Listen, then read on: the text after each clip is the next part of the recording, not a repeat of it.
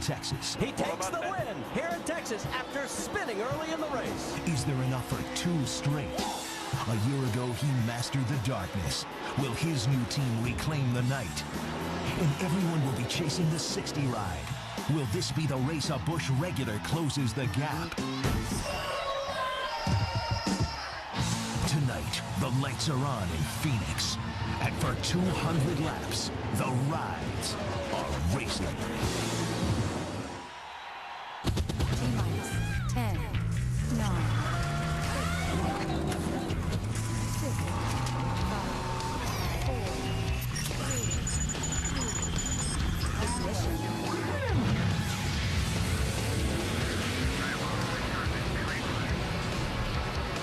A beautiful scene here in Arizona, and you can sense the anticipation. And with that, we welcome you to Phoenix International Raceway. I'm Eric Casilius, and here's what's coming up on NASCAR Countdown. First, drivers will be racing with heavy hearts in the wake of the tragedy at Virginia Tech. Also, Kyle Busch, he's led the most laps, but he's yet to win the Busch side. Plus, he's embroiled in a little controversy. He'll join us live. And Juan Pablo Montoya, aggressive or reckless? We'll talk to him. For more on the stories in tonight's race, let's head trackside to our team, starting with Alan Bestwick. Alan? Eric, while NASCAR is its own traveling community moving together from city to city each week, it is not an isolated community from the events of the outside world. Many here at the track in Phoenix this weekend are wearing these ribbons, showing their support for the students and staff of Virginia Tech after the tragedy there earlier this week. In a few minutes, we'll be talking with Virginia native Jeff Burton about how racers are rallying for the Hokies. Here's Jamie Little. Well, Alan, there's been a lot of talk about rookie Juan Pablo Montoya and all of the criticism that he's been receiving from his fellow competitors, both in Busch and Cup. Most recently, last weekend with Tony Stewart. Coming up, I'll ask him about those complaints and about his unique driving style. That's coming up. Vince? Well, Jamie, Kyle Busch will start first tonight, but finishing first is what he really wants. Kyle has led more Busch laps than any other driver this season, but he's yet to get a win. I'll ask him what it's going to take to get through victory lane tonight. Plus, he has not talked much about bolting from his Cup team last week at Texas. We'll ask how it affects his Busch team, which shares a lot of the same members. We'll do that just ahead. Dave Burns? Well, you know, Carl Edwards has a big lead in the championship, but he's been beaten 6 of 8 races this year. We'll ask him if he's satisfied with the championship lead or if he'd rather win a few more. All coming up on NASCAR Countdown.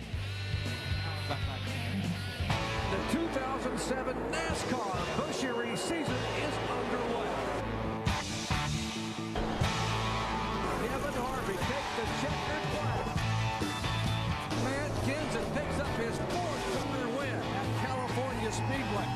Juan Pablo Montoya has won it here at Mexico City. They are door to door. Jeff Burton takes the win and Kyle Busch slams the wall. Missing lug nut on the 5-car. Jeff Burton will sail out of turn 4 and win his 2nd in a row. NASCAR, please help us out. That's twice I've got stuck today because of lap cars. Carl Edwards takes the victory. Man, that is awesome.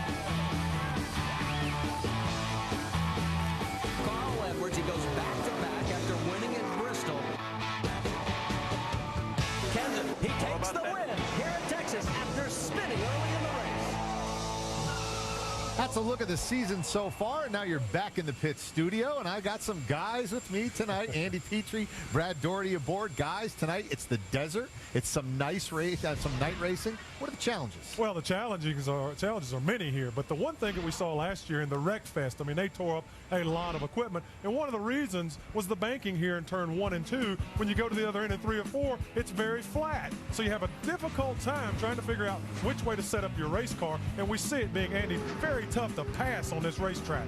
It is, Brad. This is a 1-mile flat racetrack. It's very difficult to pass. Even though you've got a lot of room to race here, it's difficult to complete passes. And so track position is very valuable. And that's why you see these guys get running into each other and causing problems. But with that track position being so valuable, don't be surprised if you see these crew chiefs down there pulling a few strategy moves to get their guy up front. Well, what type of strategy moves could they pull to make sure we don't have a wreck fest like last year? I'm glad you asked that, because I'm going to tell you what, with the Cup guys in this race, if I'm one of the Busch regulars, I may take my piece and lay back in the weeds just a little bit. I'm going to get one pit stop get some tires and fuel, and I'm going to lay back, and at the end of the race, I'm going to be there. I'm going to count on cautions to get me to the end of the race to give me a chance to win. But that's probably why I'm sitting here, too. Well, I'll tell you one thing, Brad. You better count on having a lot of cautions if you're going to make that strategy work. He's fired up. I'm ready. I'm ready to go to war for him, Andy. Thank you very much. We're going to let you go up to the booth. Have a great race. Another thing these guys may want to do is ask Kevin Harvick what he's doing, because we had 4 races here last year, 2 Busch, 2 Cup, and he won 3 of them. Would be a Kevin bad Harvick idea. may have something going on. All right. And as always, the pit crews go a long way towards determining who winds up in victory lane. And it seems as though one area of concern so far this season has been lug nuts. So let's find out more. We go out to the Chevy Cutaway car and our championship crew chief, Tim Brewer. Thank you very much, Eric. The lug nut issue, I'm going to show you exactly, the race fans at home, what NASCAR inspectors see every week. What's acceptable to NASCAR, what's not acceptable. Come down here, you see this lug nut up against the wheel? Here. NASCAR like to see them all tight, but it's on the stud right here. That's fine. This, not acceptable. What's going to happen then? NASCAR inspector is going to point to the wheel. He's going to look up to the NASCAR crew chief and go, hey, you got to correct this problem. Therefore, it's his responsibility to the tire changer and the crew chief to correct the problem. Back up to you, Eric. For more information, you can log on to ESPN.com, your keyword Auto Tech. So we're now a little more than 30 minutes away from the green flag. Let's see what else we have going on. Kyle Busch has led almost 500 laps in the Busch Series, but no trips to victory lane. We'll hear from him. Plus, Juan Pablo Montoya isn't exactly authoring the NASCAR version of how to win friends and influence people, and Dale Jr. may be the next majority owner of DEI. This is NASCAR Countdown.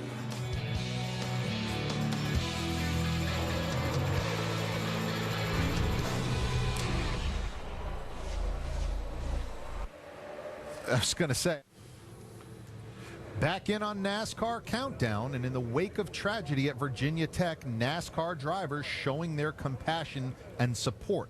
Each team will sport tribute decals and ribbons, and as you hear, this is something that's in the hearts and minds of everyone.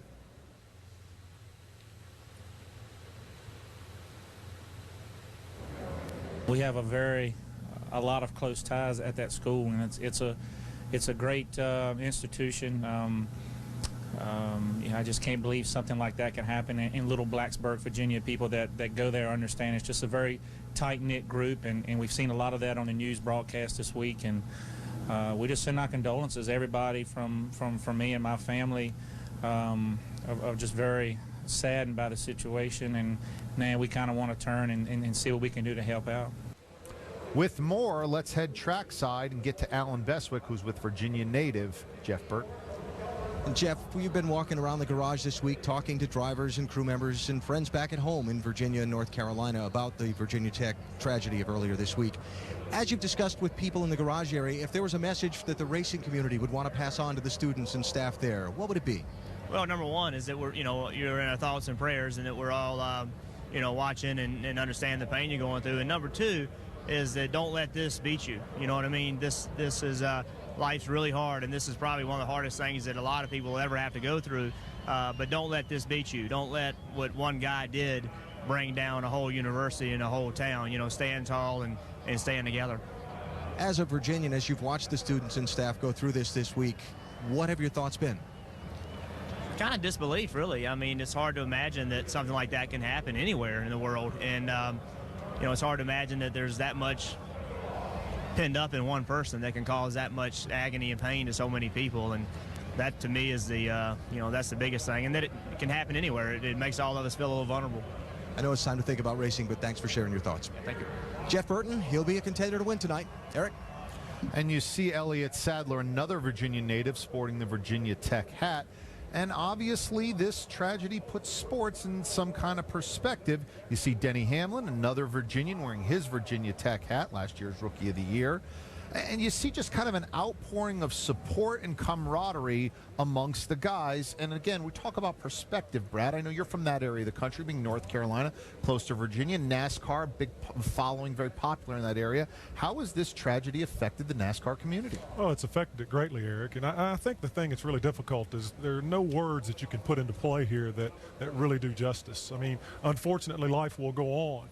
but the good memories will continue to be there. And for the families and everyone involved, our prayers and thoughts go out with them. Like I say, you can't put it into words. As a nation, we mourn for the people in Blacksburg. Well said. And as we mentioned, there are certainly a strong Virginia presence in NASCAR. Eric McClure, Elliott Sadler, we showed you. Denny Hamlin, we saw him with the Virginia Tech hat. Ward and Jeff Burton, brothers, and John Wood, family, long history in NASCAR from Stewart, Virginia. And as much as the tragedy has affected each of us, sports is a way of healing, and we'll try and continue forward. One of the storylines for this evening is going to involve Kyle Busch. In the Busch series, he'd led laps, but really hasn't been able to take the car to victory lane. Cup side has been chastised for leaving the track early last week. This led to Junior driving his car after it was repaired. So needless to say, for Kyle Busch, it's been a bittersweet season. Kyle Busch has led the most laps this season. He doesn't have a trophy to show for it yet. I just don't know what to do to try to win one of these races. Takes the win, and Kyle Busch slams the wall. Couldn't hold the bottom, couldn't hold the top. How does Kyle communicate without the radio? Missing lug nut on the 5 car. What a terrible time to make a mistake, huh? Whoa, here goes Busch. Twice that got stuck today because of last cars.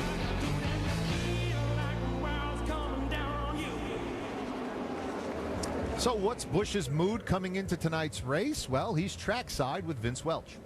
Well, Eric is not in a very good mood right now because his cup car in practice wasn't the way he liked it, but it's a new challenge now. And let's go back a week, first of all. Many of your guys on the Busch team are guys that were also on your cup team. How did you guys come to terms with what happened last week and move on for this week? Well, we pretty much talked, and that said it alone right there. Not that I walked out on my team or anything. Those guys are great. They work their hearts out and everything every week. I mean, I wasn't feeling up to par, to get back in that thing. I was pretty beat up from both of those crashes and pretty sore. So, and I came in the garage and said, load it up, boys, this thing's done, and, never heard anything back. So I figured that they were just working on it to get it back in the trailer, and, never heard anything that I needed to get back in it or anything. So I just kept working on changing my clothes and heading on to the airport. So the air's clear. Oh, yeah, everybody's good. I mean, everything's fine. And Alan and all the guys, they support me 100%. So, and I support them 100%. It's just a matter of time. Hopefully we can figure that cup car out tonight and try to come up with something magical to make it work for tomorrow. Yeah, you've led the most races in the Busch season 4 times this season, but you've yet to get to victory lane. How do you get it done tonight, and does that bother you? It does. I mean, we have been strong. We have been good. And, the Busch team, they've been awfully good every week. And, and last year we struggled a little bit, so I said, well, I'd rather be good this year than be lucky. And, well, you got to have both. You got to be able to be good and you got to be lucky. So hopefully the luck will come one of these nights. We'll see if he gets it tonight. Kyle Busch on the pole for the 2nd time this season. Eric? Thanks, Vince. Let's take a look at how Kyle fares up against Carl Edwards, who's your points leader. Carl Edwards running all 8 races, couple of wins, and 8 top 10s. Kyle Busch, 6 of the 8 races he's run, no wins, 5 top 10s, and Busch 457 points behind Edwards in the Busch standings. All right, some more news. Word came down this week from NASCAR Now's Angelique Shengelis that Junior will be offered 51% of DEI. This makes Junior poised to become the majority owner of a Cup organization. But how is Junior doing with JR Motorsports, a shop he already owns? Shannon Spake explains. Down the backstretch, that's Shane Huffman. The 88 of Shane Huffman trying to take the lead, and he's going to do it.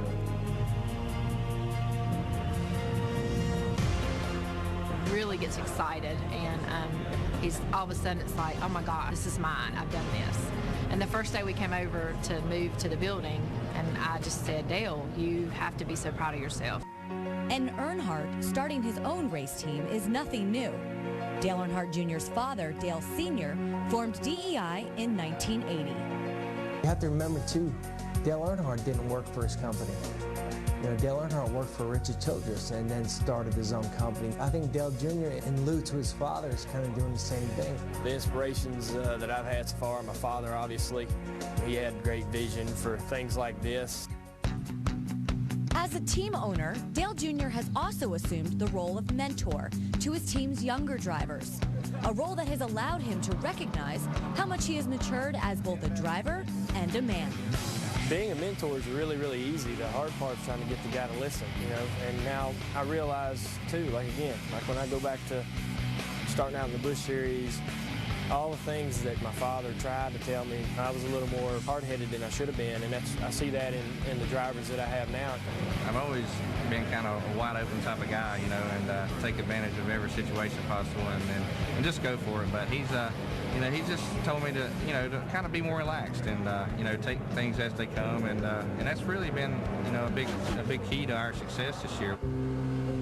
As an owner, Dale Jr. not only teaches, but also learns. When I see Shane out on the track make a conservative move or do something where I wanted him to really get up on the wheel and take a risk, I understand where something clicks immediately where I revert back to me being in the same situation maybe the week before and try to tell myself as a driver next time when I'm in that situation to really go for it. You know, I mean, he's determined to do well in a race car. I think you see that in him on the racetrack and away from the racetrack. And in business, too. Now that he started his own business, I mean, you know, he's determined to be successful in that. And that determination is what's going to take you pretty far in NASCAR racing, and he possesses that just like his father did. Junior fans certainly anxious for a resolution. Now coming up, Juan Pablo Montoya starting to draw the ire of some other drivers, crossing the line or just engaging in good hard racing. And can anyone challenge Carl Edwards? We'll find out next. This is NASCAR Countdown.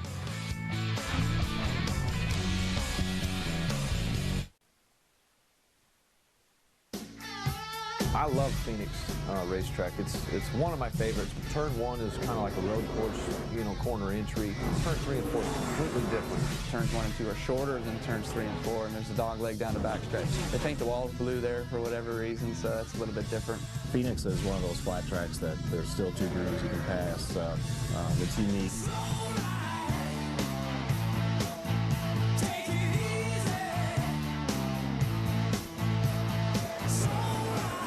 Nightfall coming fast here at Phoenix. Crowds starting to file in. It's get ready to do some Busch racing. Moments away now from the green flag.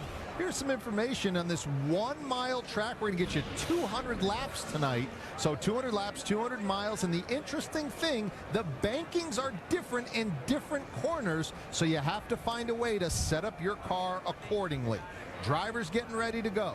Crews getting ready to go. We mentioned you have an absolutely perfect night for racing. Good crowd filing in. So with everybody ready, haulers, all the anticipation in, will it be a bushwhacker tonight, or will we have a Busch-only driver who finally gets to cross the finish line? Hopefully someone's going to take down Carl Edwards. Let's start the engines. Race fans, please welcome back your Grand Marshal, Ralph Woodward, as he delivers those most famous words in motorsports. Gentlemen, start your engines.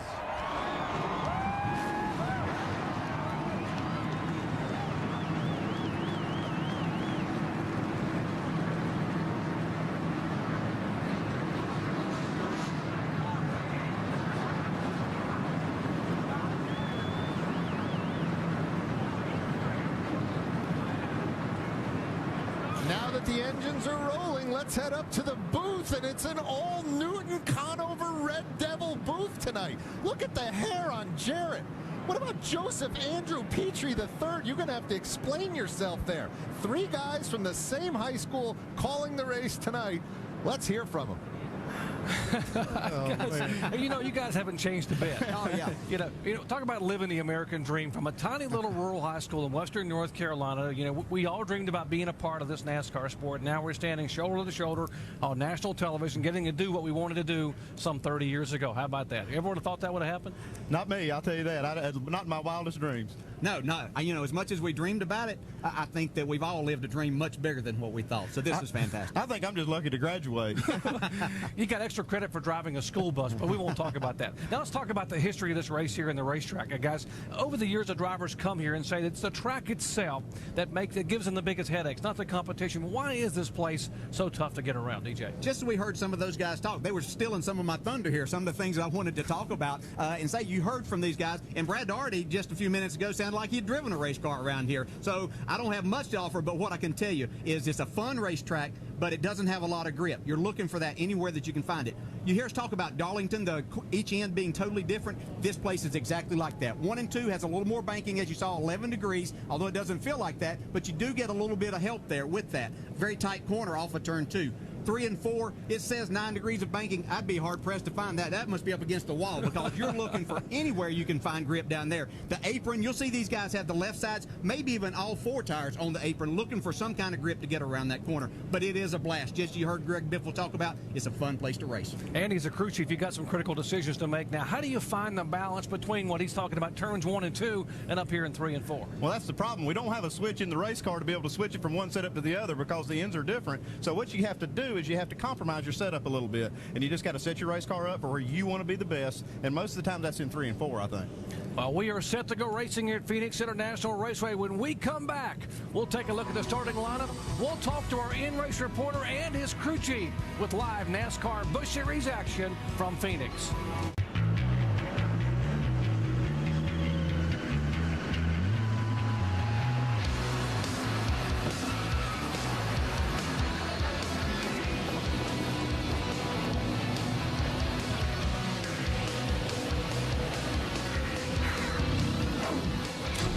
NASCAR Busch Series action coming your way from Phoenix International Raceway. Take a look at our starting lineup, led by Kyle Busch, who becomes the first repeat pole winner in 2007, having won the pole at Atlanta, where he finished third. Now, while you watch the starting grid across the top of the screen, let's talk to our in-race reporter, the driver of the Great Clips Toyota, Jason Leffler, who will start back in 8th spot.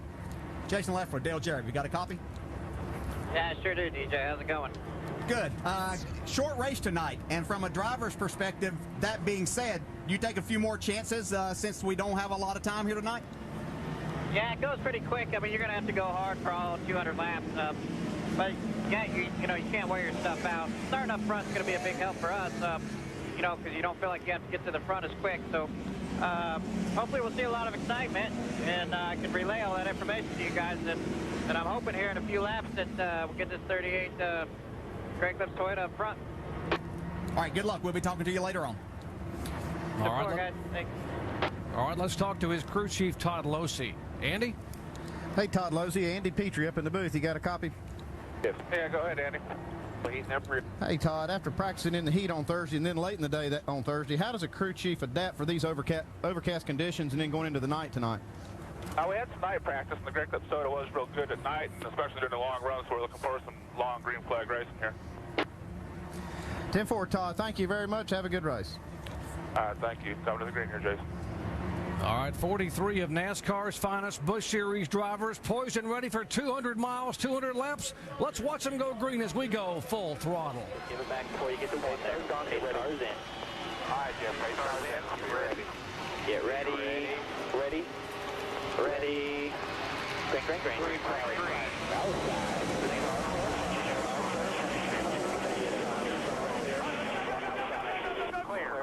Still inside. Nice move, buddy. Nice move. Come on. It's clear. One looking inside. One inside. One outside. Keep it tight. Keep it tight. Still in the middle there. Clear low. One right up behind you, so run your line. Clear high. All right, side by side for second spot up high. Oh, trouble on lap number 1 as the 18 car has had contact. There is the efforts of Eric Almirola and, Shane Huffman, who led laps here last November in the Busch Series event, also has significant damage, as does the 33 car. That is Tony Raines, one of the Kevin Harvick Incorporated Chevys. Go to the garage. Go to the garage. Yeah, we got some heavy damage on the right front of Tony Raines' car. They're going to have to go to the garage and work on it. We heard the crew talking about that. And here's the 18 car kind of stuffed in the fence. You know, early on, you're just looking for some kind of grip, and it's very tight out there.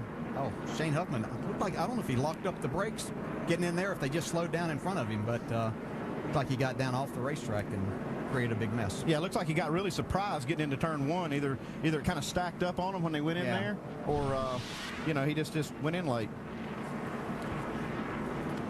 All right, let's see if we can see what Mike Wallace saw from this Geico Chevrolet. Caution number 1 on lap number 1 as there is contact up against the wall. 3 cars involved. We'll set up who's injured and who's not when we come back.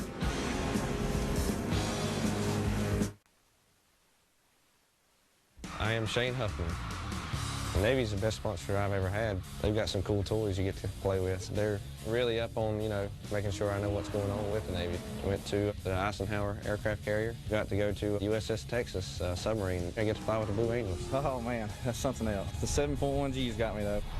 Holy cow, that's awesome. I went out, when I woke up, I got a little distorted. The Navy aircraft's awesome. You got a hot rod right there. That's the coolest thing about it. Those representing the men and women of the United States Navy. Well, flying with the Blue Angels, definitely a day to remember. This will not be lap 1, turn 1, and there goes the 88 car, the Navy Chevy, up across the racetrack. It looked like Andy brought up a good point that things get stacked up starting back there, and it'll catch you by surprise sometimes. But it also looked like he had a lot of rear brake in that car, which is something that we will do to help the car turn in the center of the corner. But you have to really be careful if you have to get on them hard. All right, there's the 88 car back behind the wall, and Alan Bestwick is caught up with Shane Huffman. He just disappeared just a second ago, Doc. I thought I had Shane and looked in the cockpit and he wasn't there. You see a lot of damage on the car. I want to find out what did happen there because the video was a little weird, wasn't it? Yeah, Alan, I got one idea that might, have caused a little bit of this. He went in there pretty hard, and I think he was surprised by how much rear brake he had, but sometimes it takes these front brake rotors a little time to get some heat in them before they really work good, and those rear brakes just kind of overpowered the front, and it looked like it just shot the car sideways, went down on the apron, and didn't have anywhere to go but to hit the cars in front of him. Well, Shane Huffman had a great run here last fall, led 16 laps en route to an 8th place finish. He finished 6th a couple of weeks ago at Nashville. Thought this team was really coming together and had high hopes for a good run tonight at this racetrack, as did Eric Almirola. You see his car, the Joe Gibbs car, coming in on the wrecker, and pretty significant front end damage on the 18 car. Well, we told you it would be a slugfest at Phoenix International Raceway, and we were hoping we were wrong, but unfortunately we were right. Lap 1, turn 1. We're under yellow for the first time tonight. Kyle Busch still our leader.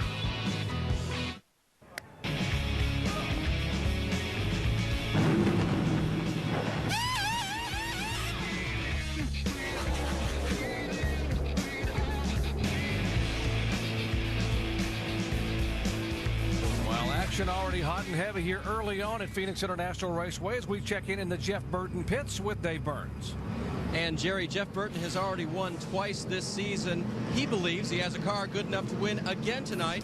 Car owner Richard Childress also believes that and reminded the crew just a moment ago what they needed to do to get him to victory lane. Guys, do good in the pits tonight. He win this thing for us. Now, it was that quick, but the guys know what that means. Richard thinks we got the equipment to do it. We just need not to make mistakes on what may be 1 or 2 pit stops on pit lane tonight. Alan?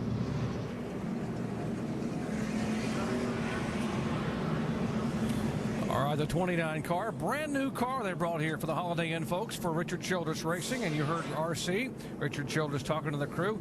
And how many times, Andy Petrie, have you heard him tell that to you when you were Dale Earnhardt Sr.'s crew chief? Yeah, I think he's got that thing recorded. I've heard that many, many times. Brand new car for Jeff Burton, a car they tested at Richmond. They brought it here and thought maybe he could pick up win number 3. Very confident during the pre-race. There's his wife, Kim.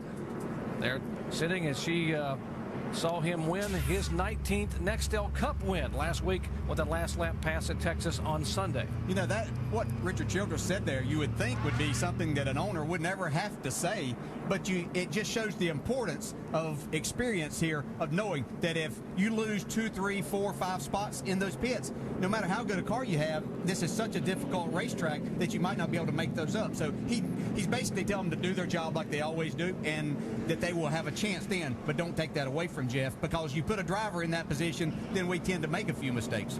Yeah, it sounds like he's stating the obvious, but track position is so important at a track like this where it's hard to pass. The All right, we showed you the Holiday Inn on board. We showed you we have 8 high-definition onboard cameras with drivers all over the field tonight. We'll be able to show you in high definition everything that's happening, and it happens in a hurry here on this very fast, almost flat 1-mile oval at Phoenix International Raceway. Strimmy, Leffler, Hamilton Jr., Jamie McMurray, Clint Boyer, Mike Wallace, David Gilliland, and of course Jeff Burton a moment ago in the Holiday Inn Chevy. I thought I was going to come up here to the booth tonight with some real inside information as I talked to some of the guys this morning about who was going to be good, who was good in practice. Everybody that I talked to said Clint Boyer literally is in a class by himself. And, of course, then he went and sat on the outside pole, so that kind of blew my cover. And but I think he definitely will be a factor before this night is over. Yeah, he was the car to beat here in November, too. He did get beat, but he was one of the cars, if not the car to beat then. Yeah, Clint Boyer finished 4th here in November, all the way back from 17th starting spot. He led 50 laps. This is the same car, by the way. They set this car aside. They ran so well here last November, and drivers will do that. They'll say, leave that car alone. Let's bring it back to Phoenix next year. Yeah, we're like that. Yeah, we used to have one that we only ran at Indianapolis, and it ran fast there for a couple of years. And so we get a good car, and at a particular track, why not save it for that? We got more cars. They build them all the time. Yeah, Leo Jackson used to tell me if you got a good horse, just ride him. We did that one time in September '91. We rode that horse. Yeah, y'all did. Yeah, what, about 4 in a row? Yeah, with Harry Gant. All right, caution number 1 on lap 1 is over. The cars involved again, Tony Raines, Shane Huffman, and Eric Almirola. The cars lined up. Kyle Busch will lead him down. He is the leader. Clint Boyer, Matt Kenseth, Jeff Burton, and Denny Hamlin in the top 5. As the pace car will lead him down out of the dog leg in the backstretch. And we will head down to the green flag. 200 laps of racing, 200 miles here at what they call the Jewel in the Desert, Phoenix International Raceway. As we get set to return to green, let's listen in as we go full throttle. Pace car's on. Pace car's in. Let's be ready. Be ready. Be ready. Green flag, green flag. Green flag, green flag. Outside. Clear. Clear both two.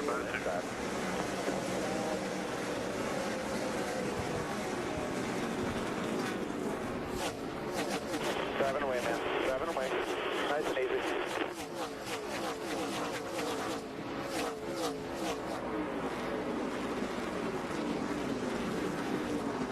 Single file racing coming out of turn 4, hugging the bottom of the racetrack. As Kyle Busch now has led over 500 laps here in 2007, still looking for that first coveted first win.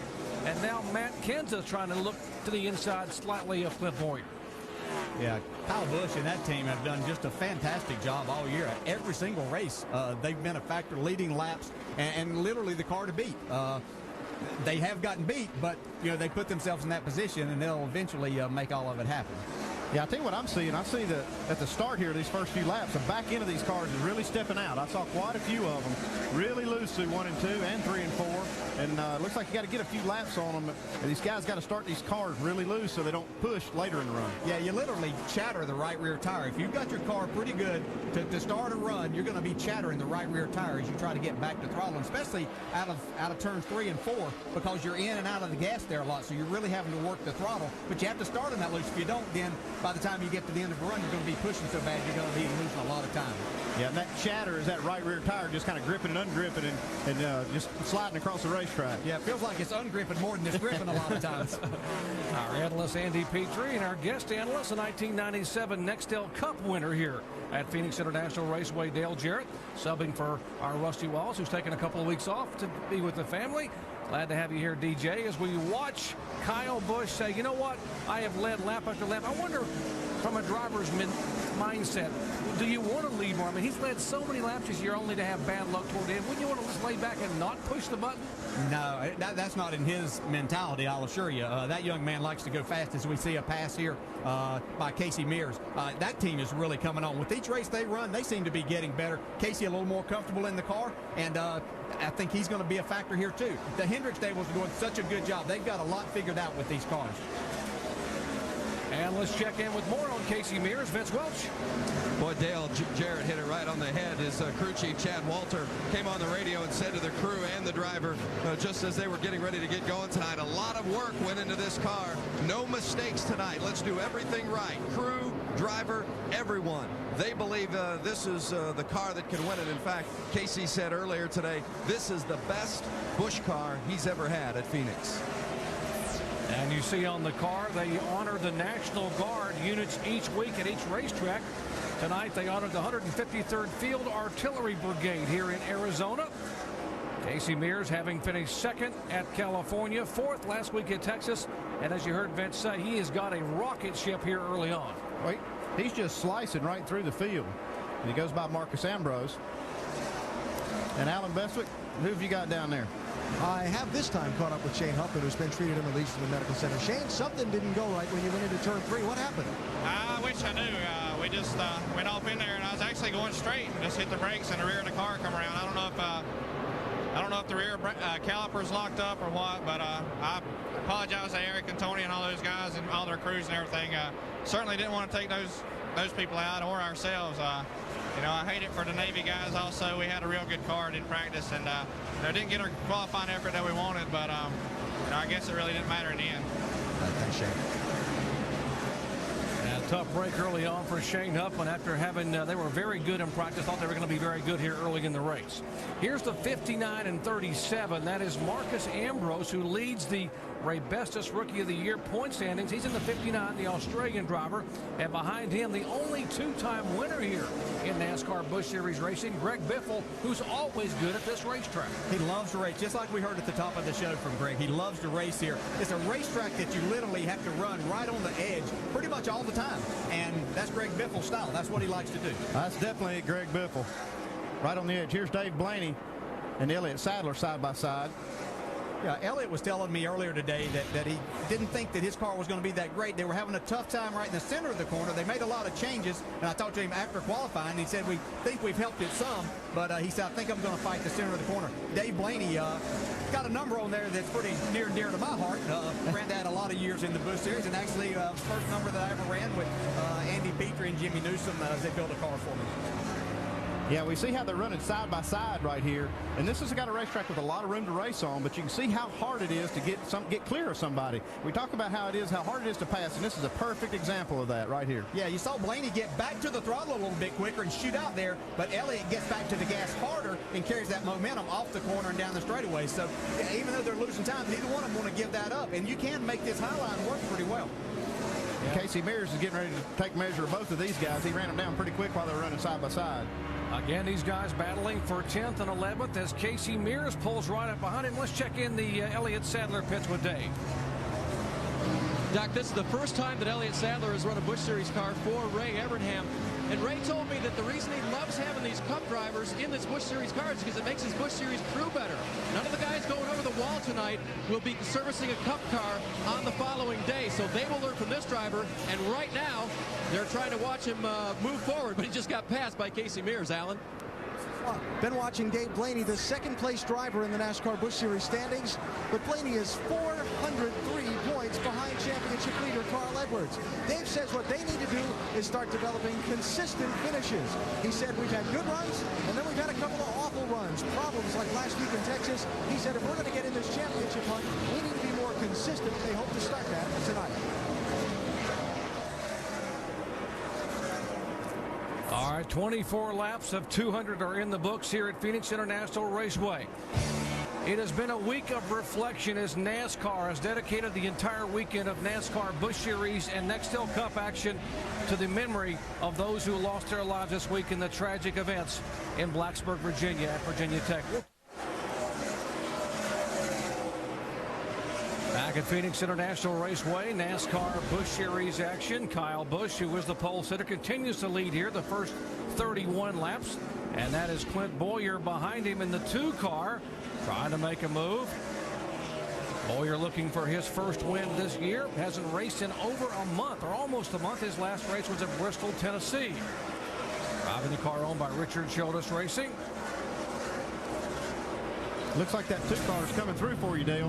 Said he was going to be good. Here he comes. He is good, but if he looks in his mirror, he's going to see his teammate coming right behind him and Jeff Burton. So we've got a 3-way battle shaping up here. But Clint Boyer is right on the bottom, getting to the gas. And as you can see, Jeff Burton is coming right to his bumper.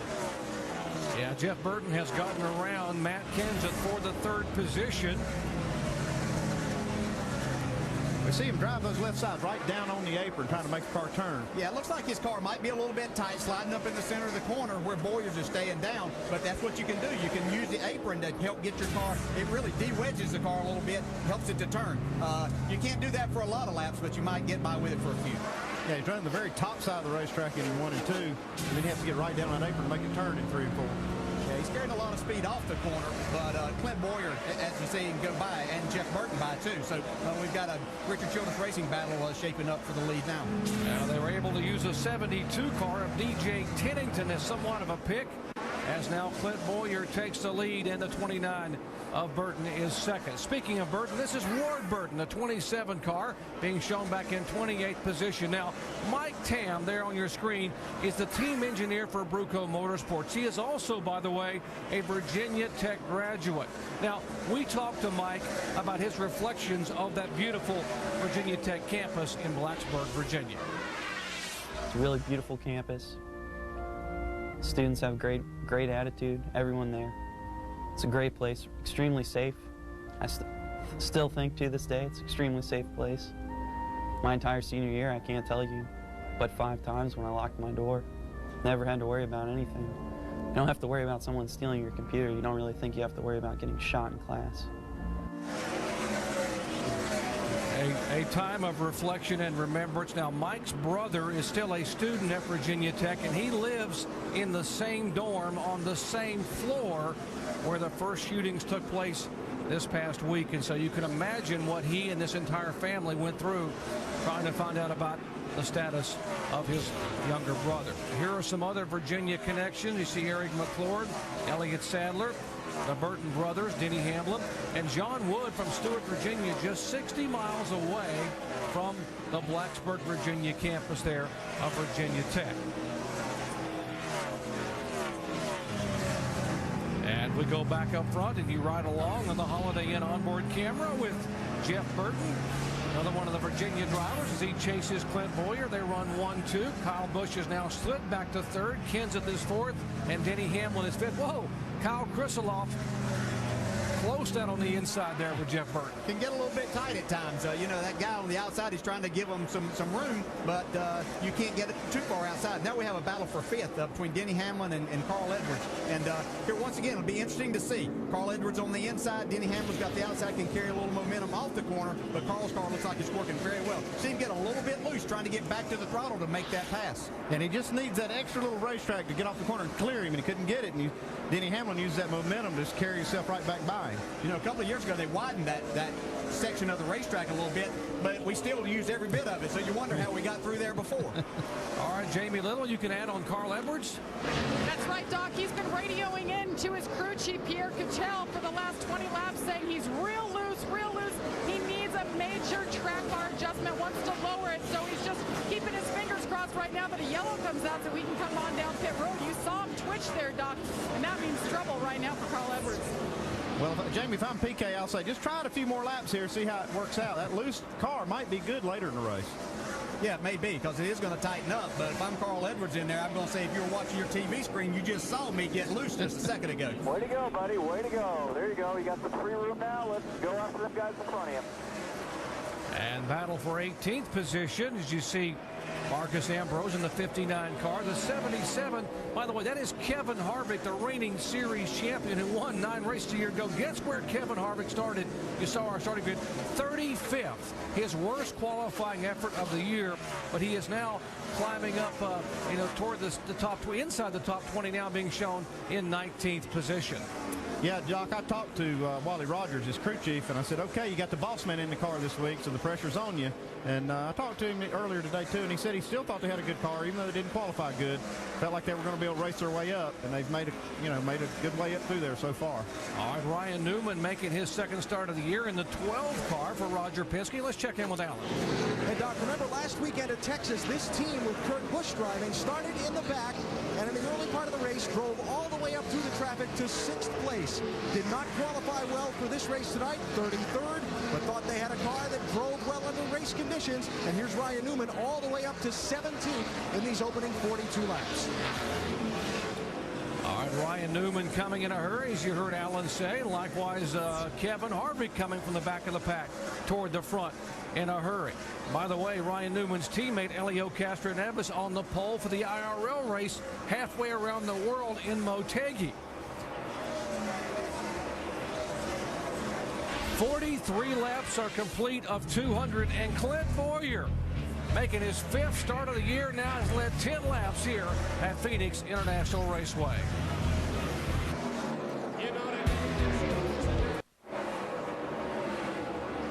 Welcome back to the Bashas Supermarkets 200 here in Phoenix. Clint Boyer, your leader. He's led 13 of the 46 laps, and he actually led 50 laps here last November. Now let's get you up to speed. We go down to Jamie Little. Mark, you're talking about Clint Boyer. I just talked to him. He said he's so happy to be back in the car. He's been out of it for the last month in the Busch Series. He said he was watching this race in Texas last week on the hauler thinking, what am I doing? So needless to say, he's back in the car, and he has a fresh perspective. Second place was his best start of the year, and he's in the lead. Dave. Jeff Burton back in the car again this week. He got a special guest in his pit stall this weekend. NFL great Bill Romanowski is here watching Jeff, having met him for the first time. He's here because Jeff read his book, My Life on the Edge, and was intrigued by some of the concepts of the book. So Jeff called him. They've kept in touch, and this was a chance that Romo had to come down here. I wonder if he has a chapter on how to make your car turn better, because right now Jeff needs a little of that. Vince? Well, the 5 car is running third. That's Kyle Busch. He was our pole sitter, complaining that the car needs to turn a little better through the center and some more drive coming off. But the one thing that maybe Kyle Busch has a little more difficulty with at this stage is just being patient as they come picking his way through the pack of lapped cars, because one thing Kyle Busch likes to do all the time is drive it hard. And that's one of the things that the crew loves about him most. Alan Bestwick?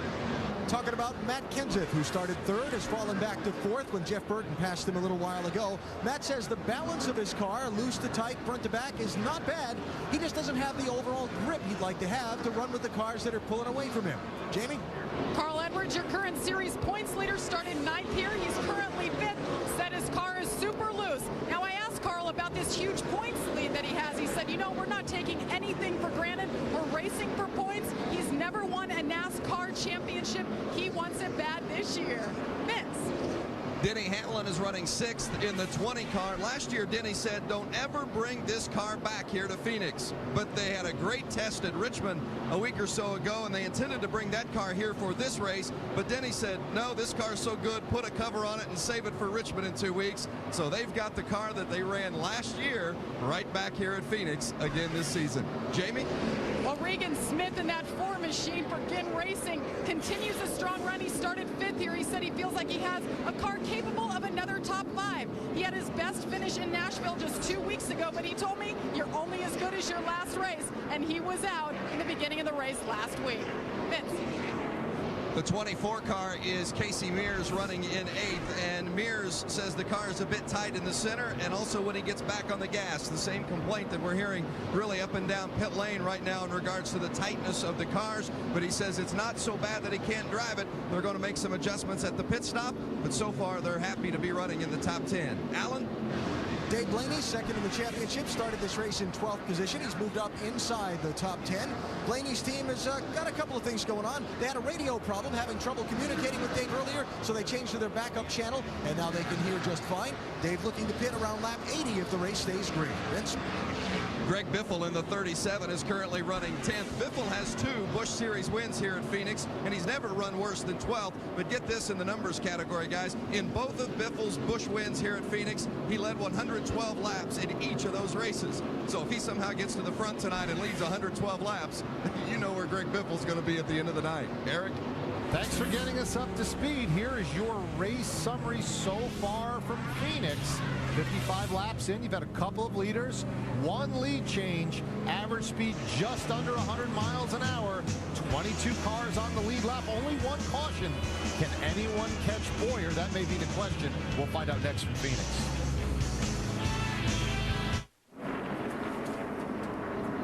Back at Phoenix International Raceway, set for the green flag. Let's go full throttle. Ready? Green. Still there. Clear. Go down low. 5 inside. In the middle. 3 wide. 20 outside. 3 wide. He's right on top of you. At your corner, buddy. At your corner. Still there. Still there. All right, challenge for second spot. Kyle Busch goes underneath the 29 car of Jeff Burton and takes a spot away. I don't think there's any reason to think he's going to sit back there and try to save his tires this time. He's going to try to get to the front and lead some more laps. I'm speaking of Kyle Busch. All right, we were under caution a moment ago for debris on the racetrack. Everyone came off pit road. Good on this side. And the 60 car sustained some damage to the left front fender. And you heard the spotter talking to him saying it looks good here. They're watching for smoke coming off that fender. Yeah, he's got a little bit of a tire rub they're going to have to keep an eye on. It's not as bad as I thought it was going to be, but it's going to be something they need to look at for sure. Let's show you how it happened on pit road. Now watch the top of your screen. There's the 59 of Marcus Ambrose. Watch Edwards trying to go around, and there's contact right there with that left front fender, DJ. Very hard to avoid here in the tight pits. Yeah, you know, when you have to pit in that corner down there, it's a little bit difficult to find your pit at times, especially that first time. And so Marcus Ambrose, being a rookie, probably wasn't familiar with exactly how to find that, and so he got in there a little bit hard, had to slam on the brakes, and Carl Edwards trying to get out of the pits as fast as he can, and that catches you by surprise. That's going to create some problems for them. It's going to be interesting as we watch this to see aerodynamically how much it's going to hurt him, but how much problem he may have from rubbing that tire and creating a potential bad situation for him there. Well, let's find out what they're going to do. Is Jamie Little is standing by with the crew chief, Pierre Cattell. Pierre, I know you're watching your driver, Carl Edwards. What are you guys thinking at this moment? Is it going to affect you? No, I think once the air pressures come up, we're going to be all right. He's got to just take it easy to the corner. We've been getting on him all day long about you got to float it in, we'll be okay. All right, think you'll let him get back to work. Let's go over to Tim Brewer. Hey, look, we work a lot of hours in the wind tunnels defining this area right here. The fender's configuration. You can pull this fender out right here about a quarter of an inch, make more downforce on the car. Anytime you damage this fender up in this area right here, it disrupts the airflow across the rest of the car. And anytime you cave this fender in, you give up a ton of downforce, which therefore, in the middle of the corner, the car has a tendency to go straight, won't turn properly, so you're going to aggravate it, heat the tires up. Ask DJ and these guys up there. You ask for a half a round of wedge, a little bit of air pressure out, but when you cave these fenders in, you give up a lot of downforce. Back to you guys upstairs. All right, thank you very much, Tim, from our Chevy Cutaway car. For more information, you can log on to ESPN.com. Search word Autotech. And there is the margin right there. As you see the 2 car, Boyer is the leader, and Jeff Burton has gone back around the 5 of Kyle Busch. We do want to mention, by the way, the 42 car of Juan Pablo Montoya. He is currently being shown in 23rd spot. He is the last car on the lead lap. He was given a pit road penalty, leaving the pits for too fast on pit road. Yeah, I think he thought it was a restart. He was pulling off pit road too fast and got busted and made him go to the back. Yeah, it looks like Rick Biffle here as he makes the pass on Regan Smith. Might have worked on his car a little bit there, and he was actually had moved his way back into the top 10. So a little bit of work there on his car, and as much as Greg likes this place, you see him heading towards the front. Yeah, he's going the right way for sure. His car looks really good. This is Todd Cleaver. He's trying to get by one of his teammates. Yeah, he looks right around the bottom now and able to get back to the throttle. I found it interesting how many people were talking about, and it's a common complaint here. Car won't turn in the middle, but I don't have great forward bite off. And as a crew chief, oh, trouble. Here's the 28 car, and heavy impact with the back of the car, number 28, and that is Johnny Sauter. Sorry. Boy, you don't think you're going that fast at a 1-mile racetrack until you see how hard that hit is in turn 1, and the whole back of the car is just almost shoved away. Yeah, they call it a softball, but it didn't look too soft for Johnny there. Johnny, don't do it. You're in trouble. You got to worry about tomorrow. Do not do it. Come on in. Sounds like maybe he got a little help on that deal. Sounds like he had a little bit of help, and you are running fast into these corners, and it only takes a little bit of contact. I'll have a talk with the crew chief. You don't have a lot of grip, and so any contact there at just the wrong moment can send you into the wall. And this caution, the 3rd of the day, will make Ward Burton the Aaron's Lucky Dog Free Pass Award winner. He was the first driver 1 lap down, and now gets to go back on the lead lap. Let's see if we can show you what happened to Johnny Sauter just a moment ago. Did he get some help, and did he get some contact from behind? Yeah, we see the 6 car of David Reagan gets into him. Yeah, just right in the back of him. I can see why Johnny might be a little upset with that move. Definitely got help. Yeah, he wasn't really doing anything wrong. He might have been, obviously he was a little slower back to the throttle, but, people drive this place differently. Some will carry a little more speed through there. Others will back it off a little bit getting into the corner, but get back to the gas. And David Reagan obviously got to the gas pretty quickly there. And, that's something that you sit here and watch TV, you say, that should have been avoided. But when you're inside the race car, you're wanting to go as fast as you can. All right, 72 laps complete. We are under caution for the third time tonight. Clint Boyer, Jeff Burton, Kyle Busch, the top three when we come back.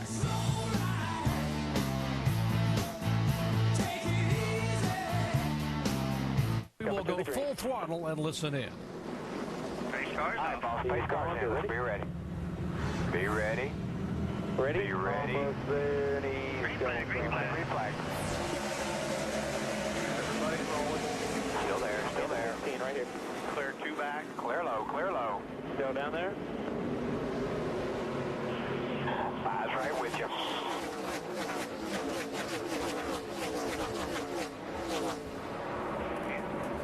All right, Jeff Burton trying to sneak a peek inside the 2 car, but he's going to get a challenge on the high side from Kyle Busch. Looks like Kyle Busch's car is good right after a restart, but after they run a few laps, these RCR cars seem to just kind of ease away from him. Yeah, they do. It looked like Burton ran up on Clint Boyer there and had ideas of making a pass on the inside, but it looked like he had to check up on the throttle just a little bit. Kyle Busch took advantage of that and went to the outside. Andy Petrie talking about the RCR cars. That's Richard Childress' owned cars. That is the 2 car and the 29. Both those owned by Richard Childress. He has those cars in NASCAR's Busch Series. It looks like these RCR boys got their cars dialed in pretty even, too. These cars have been just about glued together from the start of the race. Hasn't been very far apart. 4th place battle as Matt Kenseth takes his spot away from Denny Hamlin. And I think he'll probably have to beat Matt Kenseth before this race is over, too. Yeah, he's very good at dialing his race car in as the race goes on, and obviously has won here before. How about Matt Kenseth a week ago? The spin and win at Texas Motor Speedway. Spins, loses, cuts a rear tire, lap 53. Is the lucky dog on lap 125 and drives it all the way back with 9 laps to go and pass that guy, Denny Hamlin, to take the win. I mean, I think you can never count Matt Kenseth out. He's such a pro, and he proved it last week. He just keeps his poise about him. Man, we got some real racing going on right here. Oh, my heavens. We check on more in the 22. Let's check in with Alan. Just a quick report from down here on pit road. Doc, Mike Bliss pitted that last time. The front tire carrier on this 22 car, Jason Miller, was hit by another car. The officials have taken him for examination over to the Infield Medical Center. I'll get you follow-up as quickly as I can. All right, Alan, thank you very much. It is can be very dangerous on pit road, as you see Mike Bliss now weaving back and forth, trying to hold his position. Yeah, Jason Miller was a tire changer for one of my teams. I'm kind of concerned to see how he's doing. I hope he didn't get hurt.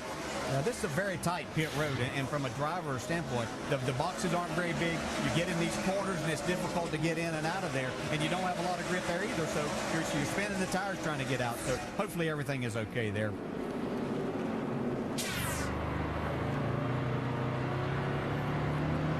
As you take a look at our Dish Network telemetry, on the 38, Jason Leffler, who won 2 poles here, as the only driver to win more than 1 pole here in NASCAR's Busch Series. He led the most laps a year ago in this race and looked to have the car to beat until he got a little tap from behind by the 2 car. Way too tight. Way too tight on exit and everything. Yeah, we see Jason using some brake here, and actually what we call a little bit of trail braking on down into the corner. So his car, just as we heard, is too tight. So he's trying to keep the front end down a little bit, engaged there to where it'll stay down just a little bit more with that brake to help the springs and tires work just a little bit better there. You can do that, but you take that chance of going back to what you said earlier about using too much braking, and then you'll build the front tires up, and then the car's going to push worse. Yeah, it's kind of the opposite of what we call floating it in. When you trail brake the car getting in the corner and you use the brakes when you're down in the turn, and that usually doesn't work very good. It means you're trying to chase your hand on a little bit. Yeah, you don't want to do that, but as a driver, you're doing everything that you can. So if you float it in there, then you're just losing time. So you feel like if you can drive it a little further, use a little more brake, you feel like you're doing something anyway. We We mentioned earlier before the yellow flag that the 77 car of Kevin Harvick was on the move. He qualified 35th, his worst start of the year. But, folks, he started 31st at Daytona and won. Of course, it's a different racetrack, but he has been on the move. And, Andy, through much of the early part of this race, he has been one of the fastest cars on the racetrack. He has been. I've been watching his lap times even when he was back in traffic. And we know how hard that is at some of these racetracks when you don't have track position. But he could run lap times as fast or faster than Clint Boyer was while he was leading. So he's coming. With more on Kevin Harvick, let's check in with Jamie. Well, Doc, he's certainly on the move, gained 23 positions already. So a lot of people may be asking, why isn't he in a Childress car that he won the championship here with last year? Well, guys, he's trying to build his own team. He owns 2 cars in this Busch field tonight. First time we've seen him in the 77.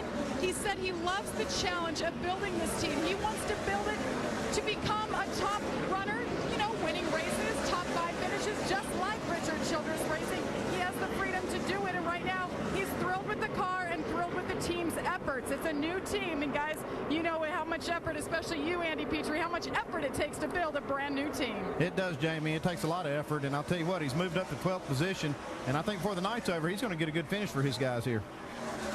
All right, Kevin Harvick is on the move. A number of cars are making their way toward the front. We'll show you some of the biggest movers and biggest gainers. We'll talk more about them when we come back with live NASCAR Busch Series racing from Phoenix International Raceway. As we're back in Phoenix, let's take a look at the race highlights in our Holiday Inn race rundown. And before the race even started, NASCAR out in full force supporting the Virginia Tech community. You could see the hearts and minds of the drivers were with those who have been affected by the tragedy. And then you just saw Denny Hamlin, a Virginia native. Also, we got to racing, and it started out with a bang. Shane Huffman, lap 1 out of the race. Dale Jr.'s driver never really had a chance. Not the case for Clint Boyer. He passed Kyle Busch for the lead. Looks very strong as we get halfway through the race. Now we have a crash on the track, so let's get up to our booth. Doc, DJ, and Andy, our guys. All right, thank you very much, Eric. Bobby Hamilton Jr., the Team Renzi car, involved in an incident bringing out caution for the 4th time. Bobby, a former winner here back in 2003. Heavy damage on his McDonald's machine. Let's see if we can see the contact. Oh, looks like Ward Burton gets on the apron, gets loose, corrects it up, gets into Bobby Hamilton Jr., and hard impact there. Ward Burton, one of the veterans here, driving for Bruco Motorsports. We'll watch the impact again from across the turn. Yeah, sometimes you can use that apron to your advantage. A lot of other times, this type of thing will happen.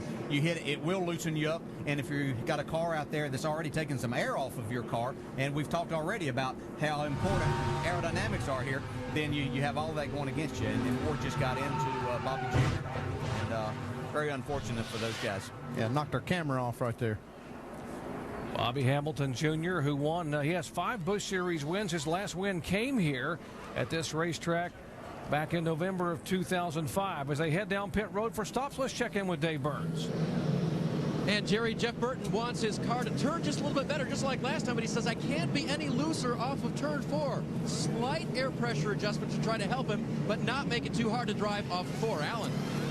Matt Kenseth saying his car was better after that last chassis adjustment, so more air pressure adjustments this time, and the car pointed out to keep from getting blocked in, Jamie. Absolutely no changes on the 2-car at Clint Boyer. 4 tires, full fuel. He has not made a chassis adjustment all weekend, guys, and he's out. Vince? The 5-car of Kyle Busch is in. They're making a track bar adjustment, trying to get him a little smoother through the corner and to have better grip coming off so he can drive off that corner better. That's been his only complaint so far in the 5. As you watch this race off of pit road, we continue to hear the same thing, guys. Guys talking about trouble getting off of turn 4. Dale, you talked about how different ends of this racetrack can really pose a problem for drivers. Both the 5-car and the 29-car commenting about they're having trouble getting off of turn 4, and they're making air pressure adjustments. Yeah, I started to bring this up a while ago when the caution came out. I was going to ask Andy as a crew chief, don't you really like to hear when the driver says, you know, I need to turn better in the center, but I can't lose any forward bite either? How do you fix that as a crew chief? That's really hard, Dale, and that's why I'd really rather the driver just tell me, hey, what do you want me to fix? What's bothering you the most? I'll work on that, and then we'll go work on the other. And the reason that you hear more about it, again, is because you don't have that banking in turns 3 and 4, and so you'll hear them complain a little bit more there. You've got some banking holding you off of turn 2, but 3 and 4 is very flat. You're in the gas hard, and you lose that forward bite. All right, 19-year-old Steve Wallace making his pit stop. There is Bobby Hamilton Jr., who was involved with Ward Burton to bring out this fourth caution flag of the evening.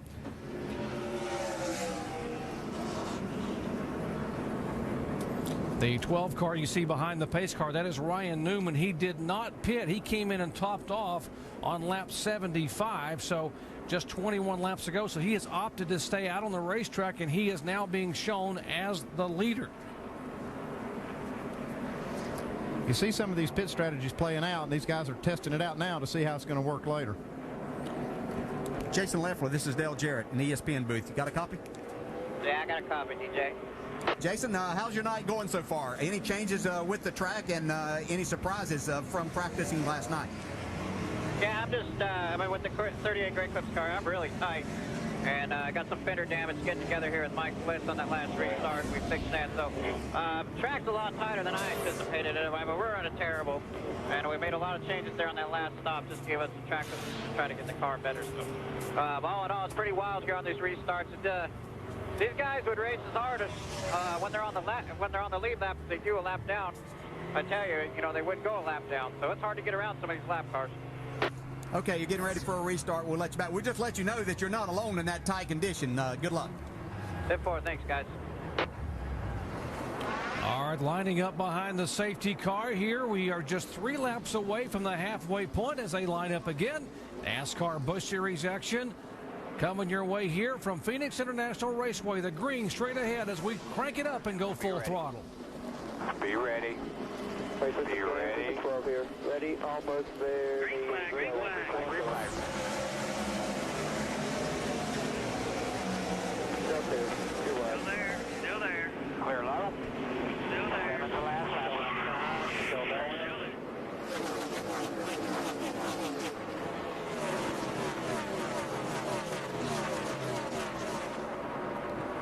Ryan Newman getting a little bit of brake smoke coming off the back as he jammed the brake zone in the corner, trying to hug the bottom side, and Clint Boyer is right on his rear bumper, DJ, and Ryan Newman's got his hands full. Interesting strategy, but you'll see that a lot here, especially when they have a limited amount of tires. But I don't think he's going to be able to hold that 2-car off very long as we see him battling right now.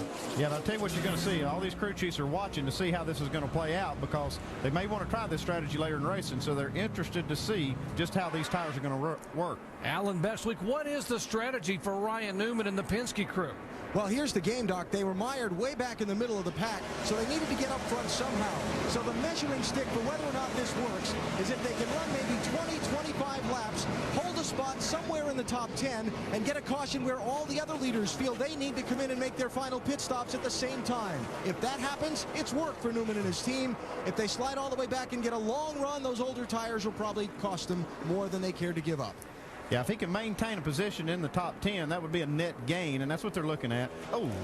Whoa, that won't happen there. Contact with the 5-car. Wreck behind you, wreck behind you. Caution's out, caution's out. And Kyle Busch comes right across in front of David Reagan in the front of that car number 5. That brand new car is essentially gone. Well, we won't see how that strategy plays out. That's not what I don't think that's what they wanted to have happen here. There's a 12 car of Ryan Newman as he was trying to hang on, and Kyle Busch had made a move beneath him to try to take the spot away, and there's contact, and both the cars are damaged. Here's a 24 car, Casey Mears. Doesn't look like he has any damage, but he was down in the grass there, and well, he does have a little damage in the rear. Somebody must have gotten the back of him. Your road's closed. Are you okay? A lot of times you're on the inside here and you're trying to beat that car off the corner. I don't know if he thought he was clear. Yeah, exactly. It happens a lot. Kyle Busch just thought he was clear and really had that momentum, and not sure if he even thought he was clear. He just couldn't do anything about it. He was in a position that he was trying to make that pass, and he moved up a little bit, and just a typical racing accident. And you see David Reagan, he was almost down on the yellow stripe next to the grass. I don't know where else he could go. Well, I don't know what David Reagan was doing right there. Caution was out, and he was going way too fast and just ran right smack in the back of Casey Mears. You see Kyle Busch climbing in the back. There is the heavy damage to the Roush Fenway entry for David Reagan. As we are under caution once again for the 5th time tonight, just past the halfway point. Clint Boyer still being shown as the leader. Kyle Busch has led the most laps this season. He doesn't have a trophy to show for it yet. I just don't know what to do to try to win one of these races. Takes the win, and Kyle Busch slams the wall. Couldn't hold the bottom, couldn't hold the top.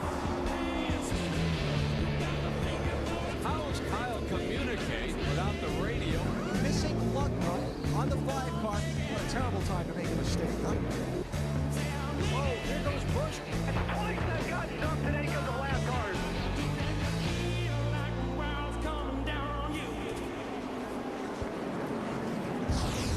Well, Kyle Busch, it has been a season filled with frustrations. He has led the most laps 4 times in his 6 races this year. He's led in every race he's been in, including tonight, all 7 events. Over 500 laps led, but has yet to go to victory lane because of just the kind of luck we just saw a moment ago. His last win coming at Bristol, Tennessee back in the spring of 2006. Now, we were talking in commercial a moment ago with Andy Petrie and Dale Jarrett about the spotter. How much the spotter could be involved in that incident a moment ago, letting Ryan Newman know if he was clear or not. But there's a spotter's position on top of turns 1 and 2, the suite. And Dale, they are a long way away from where that incident happened. Yeah, they're definitely a long way away and cannot really make that call. That's really, the spotters are there for a reason to help, more with track conditions and things. But ultimately, it's the driver's decision. Have I got him cleared? And is this someone, if I don't have him cleared totally, that's going to give me that little bit of a room? But it's just a racing accident here at Phoenix, I think. All right, let's show you what happened a moment ago. Lap 101, the 5th yellow of the day. Now, coming down a straightaway, there's contact. The 5 car thought he had the 12 cleared. The 12 wasn't cleared, and they were contacted. Now, watch the 6 car of David Reagan. Come on, come on.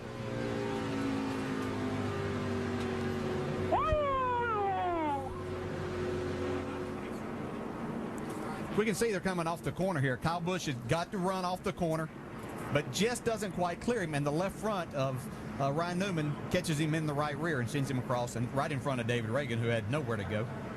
I think maybe he hit the 24 here because he couldn't see out of his car. He was getting back around, and I think we could see from David Reagan's car, he might not have been able to see because the hood was up, and he couldn't see where he was going, and he ran into the back of the 24 on the backstretch. Well, that'd been a good time to slow down if you can't see where you're going. I don't think you should have been going up there and running into a car that wasn't involved. I'm sure the young man's a little frustrated right there, and certainly it would have been the thing to do just to back off, but I'm sure that he never saw the 24 after seeing that. Yeah, David Reagan coming off his first pole and best career finish in a NASCAR Busch car last week at Texas when he finished 5th, and said he's suddenly gotten just a jolt of confidence in this car, but that will take it away in a hurry. 6 laps past the halfway point. It's Boyer, Burton, Hamlin, Kenseth, and Edwards, but it has been a slugfest here in the early laps at Phoenix International Raceway. Lap 1, turn 1, Shane Huffman involved. Johnny Sauter, the 28 car. Hamilton Jr. involved with Ward Burton in the latest incident involving 3 cars here on the front stretch. Back with the green in just a moment. I am Clint Boyer. I have a go-kart track in our backyard, and we run, races about every either Tuesday or Wednesday night. I borrowed Harvick's Bobcat one day. About 2 months later, I brought it back with a racetrack in my backyard. Started out with about 4 or 5 carts, and now it's up to about 22 carts. Guys from the shop come out. It's usually in a big fight or argument or something. Somebody's cheating somebody out of something. Everybody's a racer, They're in the sport for a reason. It kind of brings you back to, why you started racing. You guys are getting dusted out in there. Man, they got some speedy dry now, boys. They turning this thing into a Clint Boyer special track right here. And that's the voice of Mike Dillon, who is the son-in-law for Richard Childress. So trying to tell his driver, man, they're just playing right into your hands now. You got a car that likes it slipping and sliding, and that's what this track's going to be. Yeah, he's a spotter up on top of the roof for Clint Boyer, and Clint Boyer was a dirt track racer. Yeah, but it looked like his own playground here even before that, so I can't imagine it'd be even better. Yeah, he's getting it done right now. All right, he is getting it done. He has led twice for 75 laps. Can he hold on for the final 88? As they come down for the restart, we will take you once again full throttle. Pace car is in. Be ready. Be ready. Be ready. Green flag, green flag. Clear all around.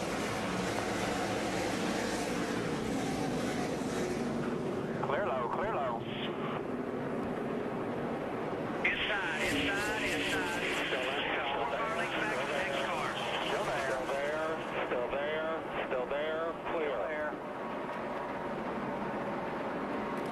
All right, teammates, Jeff Burton at 29, Clint Boyer at 2, and Burton had a shot on him, but Boyer able to get through 3 and 4 much quicker. Yeah, he used that outside lane, carried the momentum, was able to hold him up. Now he got a big wiggle in 1 and 2. Looks like Jeff Burton's going to try to take advantage of him right here. Yeah, it looks like Clint's car is not exactly sticking, getting out of the turn over, coming out of turn 2, and Jeff's getting a really good run. He's taking a wide arc in and then driving straighter off and has made the pass for the lead now. Yeah, and we see a big wiggle from Jeff Burton coming off turn 4. Yeah, as the temperature's cooled down here, it makes it even more of a challenge on these restarts to get just a little bit of grip, as we see Denny Hamlin trying to take over the second spot now. The other thing this weather change will do is it gets cooler and cooler. May bring some other cars into the picture. Some guys that may have their setup a little bit loose, and it might help them tighten their car up, and we might see if we need players at the front. And with more on Jeff Burton, let's check in with Dave Burns. Jeff Burton shares this ride with driver Scott Wimmer. They've each run 4 races. Burton with 2 wins, Wimmer with 2 top 10s. Crew Chief Pat Smith told me, you know, Scott Wimmer's done everything we've asked him to do, but when Jeff Burton gets behind the wheel of the 29, we've got the Cape, C-A-P-E, and right now Superman just took the lead. And he has driven like it this year, won back-to-back at Las Vegas and Atlanta in the 29 car. This is a brand new car, by the way, they brought here. They tested at Richmond. But you heard Jeff Burton, Dale Jarrett was talking about, you heard Jeff Burton in that last pit stop keep saying, I cannot get off turn 4, I can't get the car to turn. So they just kept making those air pressure adjustments, and obviously they've gotten the car a lot closer. Yeah, it looks like his car's turning a lot better. And let's not ever think that Jeff Burton can't wheel these race cars. You know, he made a move. It was a bold move to go to Richard Childress Racing, and he has helped turn that program around. He's very, very smart individual. He knows these race cars inside and out, and he knows what to do with it when he gets inside it, too. That's the thing. He's not just smart. I mean, he's driving the wheels off these race cars. I tell you, it's just got so much momentum, too. And you know what that's worth. You got a lot of momentum, both series right now, and that carries over. I mean, he feels like he can't. It's like I say, you step up on the tee box and you see yourself hitting a 300-yard drive, so you'll hit it far. But if you don't see that, you know, you can't hit it as far. So these guys are looking to win. They're not looking to run in top 5. They're not looking top 10s. They're looking nothing but winning. And here is a gaggle of cars back for 16th position. Jamie McMurray, the 26 car. Behind him is the 22 of Mike Bliss, who has won here in the NASCAR Craftsman trucks in the past, also in the Copper World Classic and open wheel cars. And one car. Got David Gilliland in the middle of that, too. Looks like he's been fighting his car a little bit tonight, but they've made it better, it seems like, with each pit stop. There's a look at the 22 car of Bliss and Gilliland, the one DJ's talking about. The 25 car up on the high side trying to take the 16th spot away. Dave. The main thing he's been fighting, Doc, is loose going into the corners. Does that mean that car wants to spin out when he heads down into the corners, especially in 3 and 4?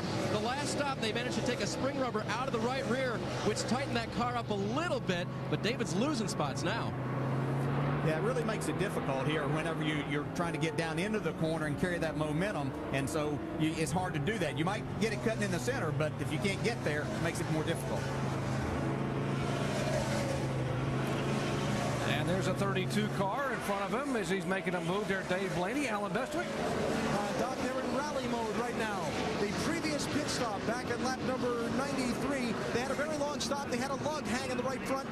lost all their track position. So crew chief Trent Owens called Dave Blaney in under this long caution a moment ago. They topped off the fuel. That car is good to go to the finish on the gasoline on board. However, if a caution comes out, they may stop and take tires. Thank you, Alan. Here is the change for third place, or is it a change? Denny Hamlin trying to battle back, but Matt Kenseth. Here comes Matt Kenseth, guys. Yeah, there's a real surprise. We're inside 80 laps to go, and here comes Matt Kenseth. Imagine that. Yeah, I think he looked at his watch and said, hey, it might be time to get on it a little bit more here. Do you think other drivers just realize this guy that sits back there, he's very patient and very calm, and when it looks down, I guess it's about time I should go now? Yeah, that's a Matt Kenseth for you. He reminds me of David Pearson way a long time ago. David Pearson used to just hang back when you could drive your car easy and stay in contention, but that's the way it looks, but I'm sure Matt's driving his car hard all the time. He peaks at the right time at the end of the race. Yeah, we can make a joke about it that he's sitting there just hanging back, but he's driving his car hard, but what he's really good at is talking to his crew and making adjustments and getting that car right at the right time, and that's why it looks like that he's hanging back there. He gets it right when it needs to be, and that's at the end of the race. Yeah, we can see he's driving hard now, and he's making some strides getting to the front. All right, Jeff Burton making his 5th start of the year, looking for his 3rd win of the year. Now shown as the leader here at Phoenix International Raceway.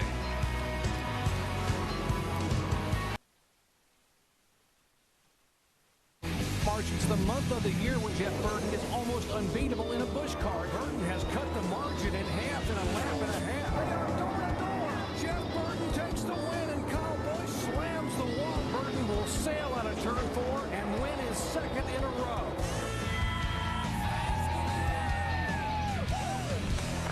Welcome back to the Bashas Supermarkets 200, and we just have about 70 laps to go. You're on board with the leader, Jeff Burton. You just saw a couple of Busch wins this season, also won the Cup race last week in Texas, 2nd in the Cup points, but no stranger to success in Phoenix. 3 wins here already, 2 in the Cup side, 1 in the Busch side, and in 2000, he had a Cup and Busch win in the same season. Now let's get you up to speed. We go out to Dave Burns. And Eric, the discussion right now between Jeff Burton and his crew chief, Pat Smith. My car is very, very good, but on the restarts, which we know there's going to be one more, we got to come in for fuel. So we're going to have to race these guys hard at one more restart. Do we put a little air pressure in the right front tire? I'm a little too loose at the start. Do I? Don't I? They're still debating it, Jamie. Well, right behind him is his teammate, Clint Boyer.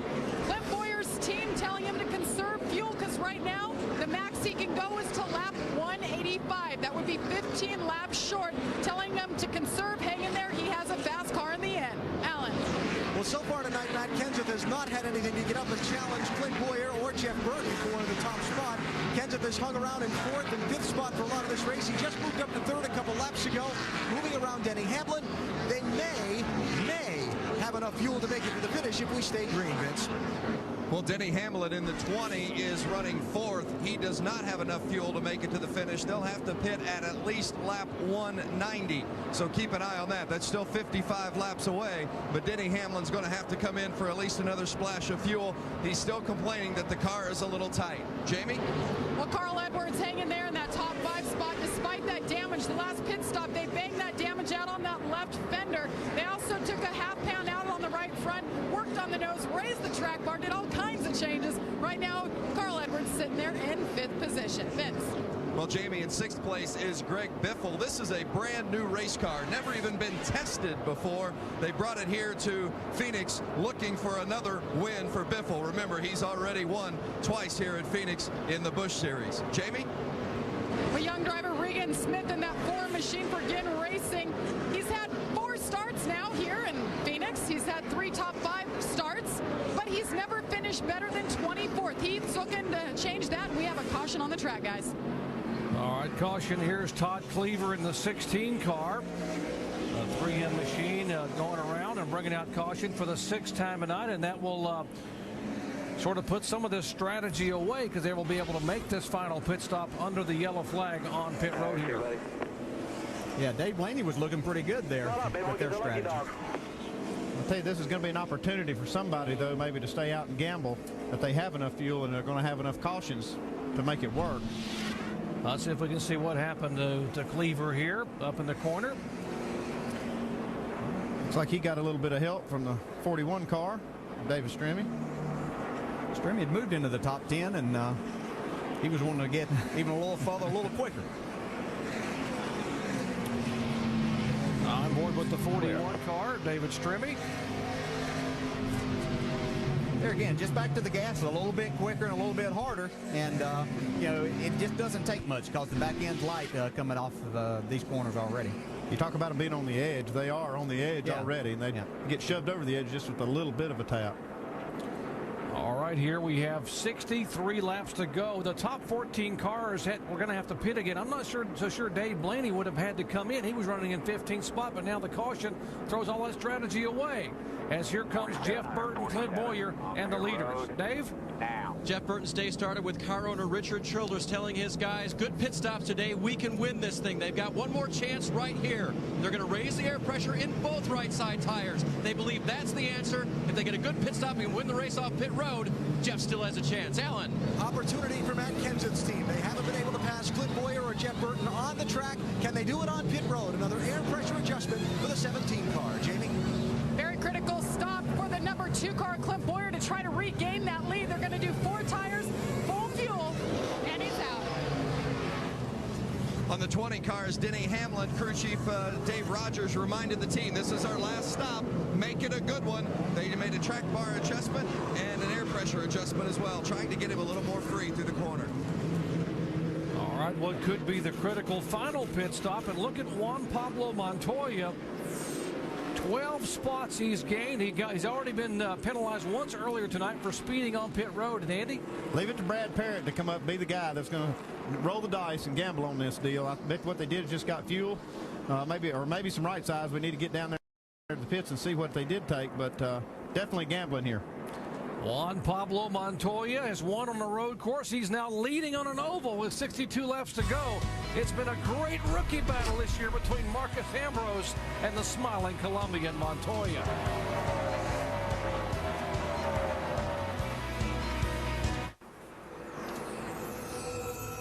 Well, this ESPN telecast of the NASCAR Busch Series at Phoenix is available in high definition on ESPN2 HD, presented by Vizio. Juan Pablo Montoya leading for the first time in 2007 on an oval track.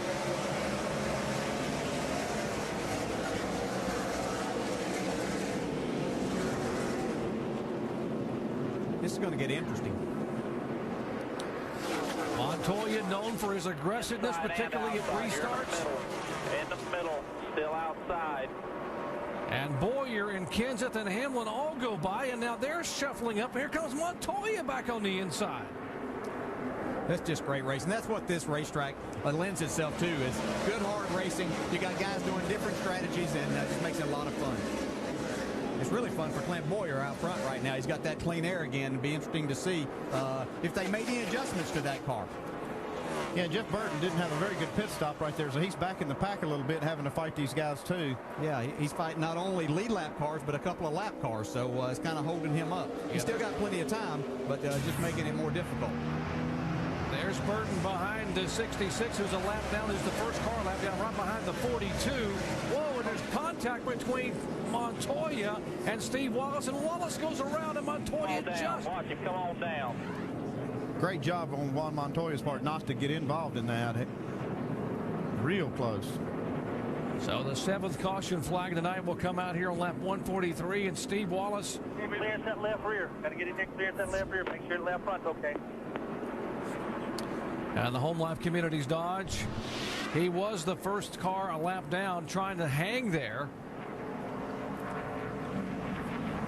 Yeah, he gets in the left rear of Montoya. Montoya does a great job not to hit the wall or spin his car or hit Steven while he's spinning, but did cost him a little bit. Yeah, I think Montoya thought he had him cleared. He did going down the front stretch. He was cleared of him. Steven drove the car in pretty far and got on the brakes, and they kind of met at the same spot as they entered turn 1. Here's Steve Wallace on pit road trying to get some... Let's get a hammer and beat that left front out. Looks like they got some right front damage they need to work on also. And there's the 42 car of Montoya, who stayed out or had that great pit stop and was the leader. Let's check in his pits with Vince. Well, Doc, Juan Pablo Montoya had taken 2 tires on that last stop, and they knew that he was going to have some issues early on with the teams that took the 4 tires. But Brad Parrott said, hang on, they're going to come back to you after their tires wear a little bit. You saw that there's some left side damage on the 42 car. And right now, after that contact with Stephen Wallace, Brad Parrott, you're getting a look at him there, talking about with Juan whether or not he wants to come in or whether or not he needs to stay out. And now you see that they've made that decision. He is going to come in. They're going to take a look at that damage on the left side and also put on some fresh Goodyears. Montoya coming down, and Brad Parrott made a call, made a bit of a gamble to keep him out. He led for the first time on an oval track. He led 1 lap a year ago, but now he comes back on the pit road in front of the Ganassi crew. Let's fix our grill tight.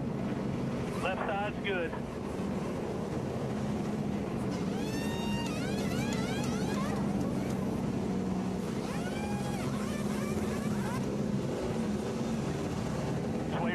Let's fix our grill tape here. You still good? Plenty good? All right, let's go. Go ahead and go. Well, you heard Juan Pablo listening there to his crew chief, Brad Parrott. Now, a week ago in Texas, there were some communication issues on pit road that caused some problems with the pit stops. And certainly that's very important for a driver and crew chief to be able to communicate and be on the same page. All right, you got to come back in and put some lug nuts on the right rear because you shoved it in gear. You didn't get them all tight. If the lug nuts are not there, don't drop the car. If you don't drop the car, I'm not going to move. You put it in gear, you dropped the clutch, and it was moving off the car. I didn't drop the clutch. I had the brakes on when I put it in gear to make sure it's not to make it move. But I need to be in gear before it moves. Do you want to lead 1 lap so we get some points on this? Yes, sir.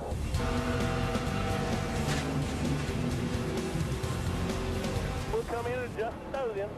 Just come in and park the car as well if you want to, you know? I don't want to do that. We're racing for points here. Yeah, and what points are we going to get with a car like that? Oh. Well, and you saw that issue with the lug nuts from the race at Texas, and Brad Parrott, the crew chief, he benched 3 of the crew members on this 42 car because of that incident. The rear tire carrier, the rear tire changer, and the jackman, and he's replaced them this week. So Brad Parrott said, benching them has helped me before. I've had guys come back and bounce back in a positive way. It's a move I feel like I had to do to motivate the rest of the guys and also to motivate the guys that he felt made a mistake last week in that lug nut situation. All right, Vince, thank you very much. And 54 laps to go. We go back to green flag racing. Clint Boyer, who has been the dominant car tonight, leads them down into turns 1 and 2.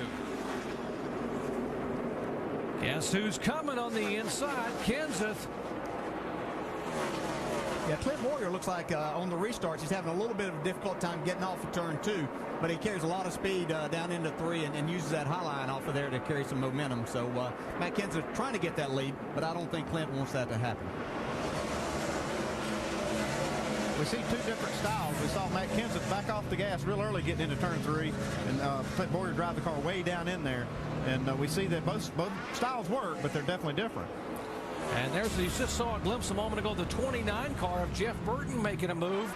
He's on the right side of your screen. The 2 car is Boyer, the 17 Kenseth, the 20th of Hamlin, and now the 29 and 60 are on their way toward the front, that being Burton and the 60 of Carl Edwards. Yeah, this restart's much better for Jeff Burton this time. He got mired with some lap traffic and was almost involved in that accident a minute ago. Had to really slow down, so he's in a much better position to make a run towards the front. Dave, you got something for the 29 here? Well, of course, DJ, they were very dejected about that pit stop, losing 4 positions on pit road, but Jeff never badmouthed him, picked himself back up, and knows that he's got to race his way back up there. Remember, the adjustments that they made to that race car are to help it at the restart. A little more air pressure, both right side tires, and so now is the time that Jeff wants to really charge. Yeah, that's a good point about Jeff Burton. You know, those crews, you can't holler at them. You're going to make mistakes on the racetrack, and there's times that they're going to make great pit stops for you, and there's other times they're going to have a little bit of problem. They're human, and those things are going to happen, and that's whenever you earn your money. And right now, Carl Edwards is giving him all that he wants on the racetrack, trying to make a move on the inside work. And you can see both cars sliding around a little bit. So you saw Carl Edwards just dirt track his car off that corner, almost got into the 29 car. These guys are driving hard. Jeff Burton getting off of turn 2, pulls Edwards by a car length, but Carl Edwards very good up at this end of the racetrack. See if he can just tuck under him once again and get a shot. Here he comes. Yeah, this has been a strong point. Carl Edwards in the 60. Able to stay wheel to wheel with Jeff Burton to the start-finish line. Yeah, as they do that, though, they're losing a little bit of contact with those three guys up front. Obviously, they want to both try to be there first. So we got a great battle for the lead right now. Little contact with Hamlin in the 20 and the 17, the left rear fender of Kenseth. Lots more on this battle. Let's check in with Alan. Doc, you remember the previous restart when they went 3 wide around Montoya with Kenseth on the outside, and then his car shot up the racetrack. He was very upset on his radio, feeling Denny Hamlin was the cause of him jumping up the racetrack. Listen in. So much breeze on me, Bob. That's it. I mean it. I'm not even joking. He just about had me left-sided, wide open, driver's side first. I barely hung on to it. My wheels off the ground getting into 3. Restart. I had the lead taken there, and somebody hit me getting into 3. Just about was real bad. I was still wide open. I had damn wheels off the ground. So Matt Kenseth saying he better get raced clean by Denny Hamlin behind him. You see the three of them now working there together, trying to decide who's going to win this thing. Yeah, it sounded like he meant what he was saying right there. He did, and we watched this. We see Matt Kenseth all over this racetrack trying to find where his car can get around Clint Boyer. He's been on the high side trying to carry that momentum off the corner, and then last time down in 1 and 2, you saw the left side tires down on the apron, so he's doing everything he can. Caution's out, turn 3. Caution's out, turn 3. Wave at 20 off here. All right, the 16-car car of Todd Cleaver, the 3M machine, up against the wall, bringing out caution number 8 here with less than 50 laps to go. Pretty good, Eddie. Just shorten it up pretty good.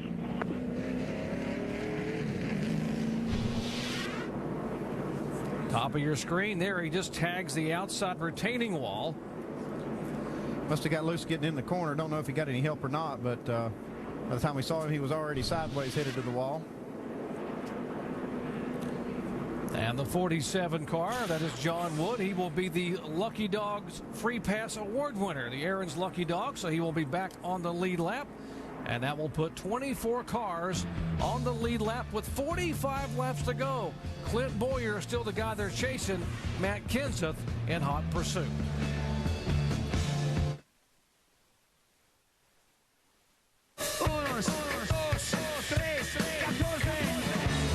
Matt Kenseth has pulled off the racetrack. Sounds like we've got a crash. Not even Clorox is going to be able to clean up that mess. Regan Smith is into the wall. The Lucky Dog pass from Aaron's is going to go to the 17 of Matt Kenseth. Here comes Kenseth. Wait a minute. Kenseth, how in the heck did he get back up there? Kenseth, he takes the win here in Texas after spinning early in the race. Well, 1 week ago, Matt Kenseth comes from a lap down to make the pass with 9 laps to go and take the win. And now these guys are running second and third. The 17 is Kenseth, different colored car, and the 20 car of Denny Hamlin. 42 laps to go to the checkered flag. They come down to the green. Let's go full throttle. Green flag, green flag, green flag. Clear all around. Clear by 2 car lengths. All clear. Clear low. Clear low if you need it. Clear low. Good corner. Clear by 3 car lengths right there.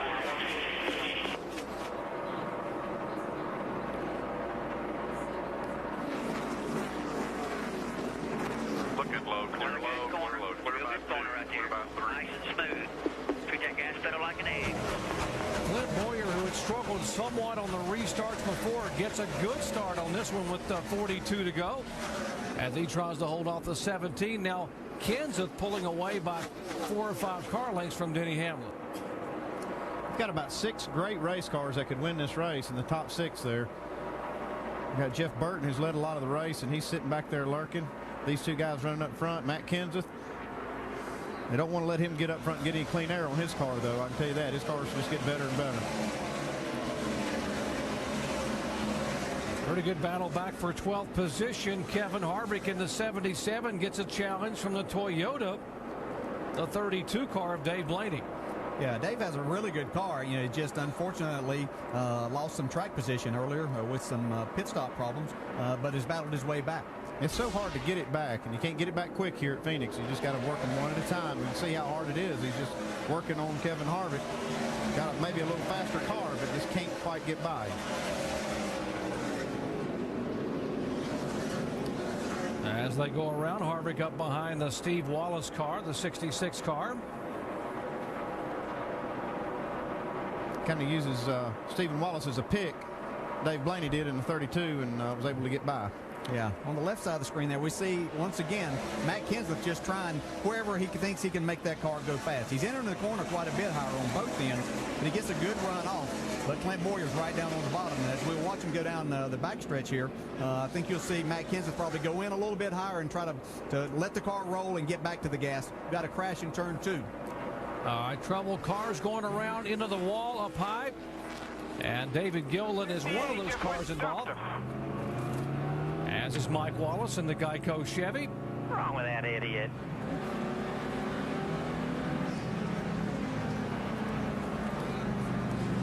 We'll put our last set of tires on.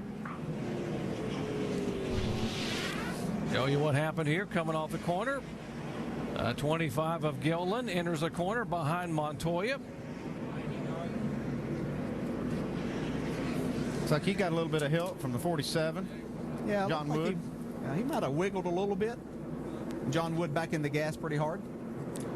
And looks like the 7 car might have spun up in front as you're right on board with Mike Wallace. And see, he gets a little bump and he goes around. So Wallace spins and then the chain reaction takes place behind him.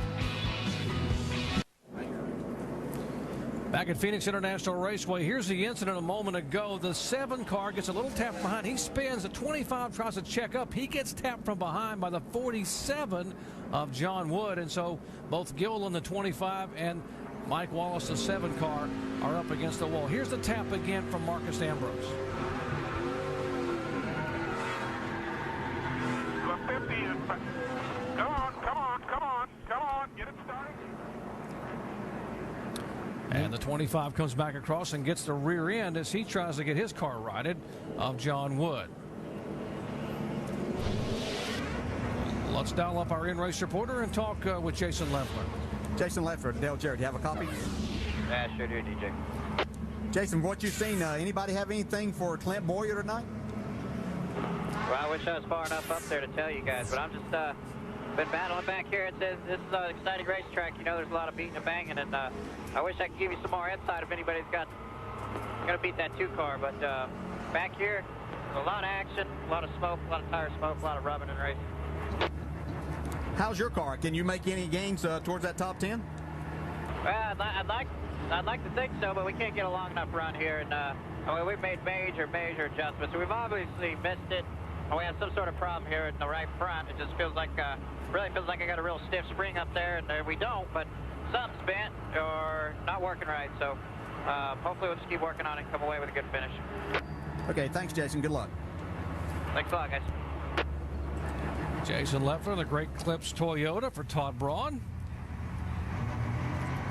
And that's on board there with Jamie McMurray, the Dish Network Ford, the Roush Findlay Racing efforts.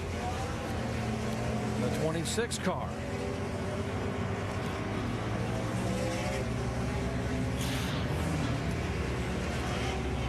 Got as high as 13th spot and as far back as 23rd. We see him pulling his seatbelts tight. That's what they say. Pull them down tight. Now we're getting ready to go here. 32 laps to go.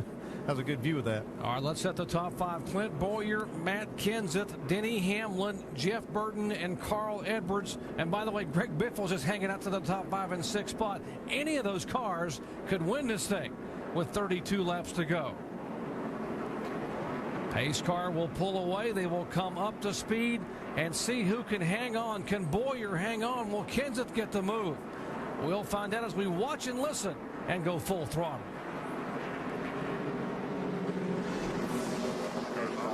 All right, boss. Pace cars in. Let's be ready. Be ready. Be ready. Green flag. Clear all around.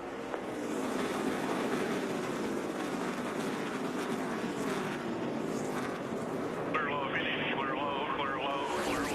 Left side, still there. Clear all around.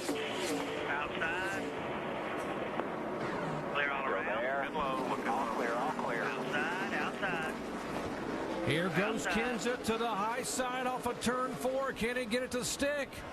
They are door to door headed to turn 1. Doing it the hard way, up on the outside, all the way around. Smoke off that right rear tire, and Matt Kenseth makes that pass and makes it work. Wow, that's pretty impressive right there, because Clint Boyer's car is awful good, and Matt Kenseth just drove around him on the outside, but he's carrying that momentum. That's where his car is best on these restarts, and he's really made it work. And we got Jeff Burton moving into third, so this is going to be a fun 29 laps. There's a 60 car of Carl Edwards trying to get by, and he will, as they battle side by side with the 20 for 4th position.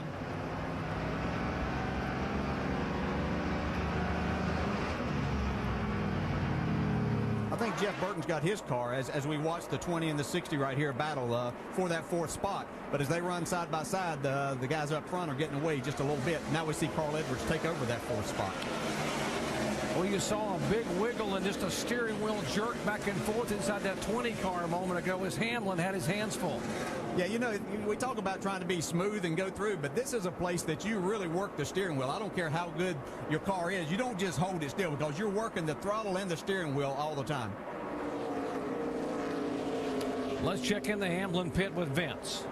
Well, unfortunately, Denny Hamlin says he does not have the car to win this race. He told his crew chief, Dave Rogers, we need something to happen up front between the leaders. He said, because this is all I've got. He said, I just can't get through 3 and 4 as you see him battling with Carl Edwards. And that's a problem they've had all night. He says it's an aero issue, but they haven't been able to solve it. And that's going to keep him in maybe the top 5, but it doesn't look like he's going to have a car to win it. At least that's the way he feels at the time, at this moment.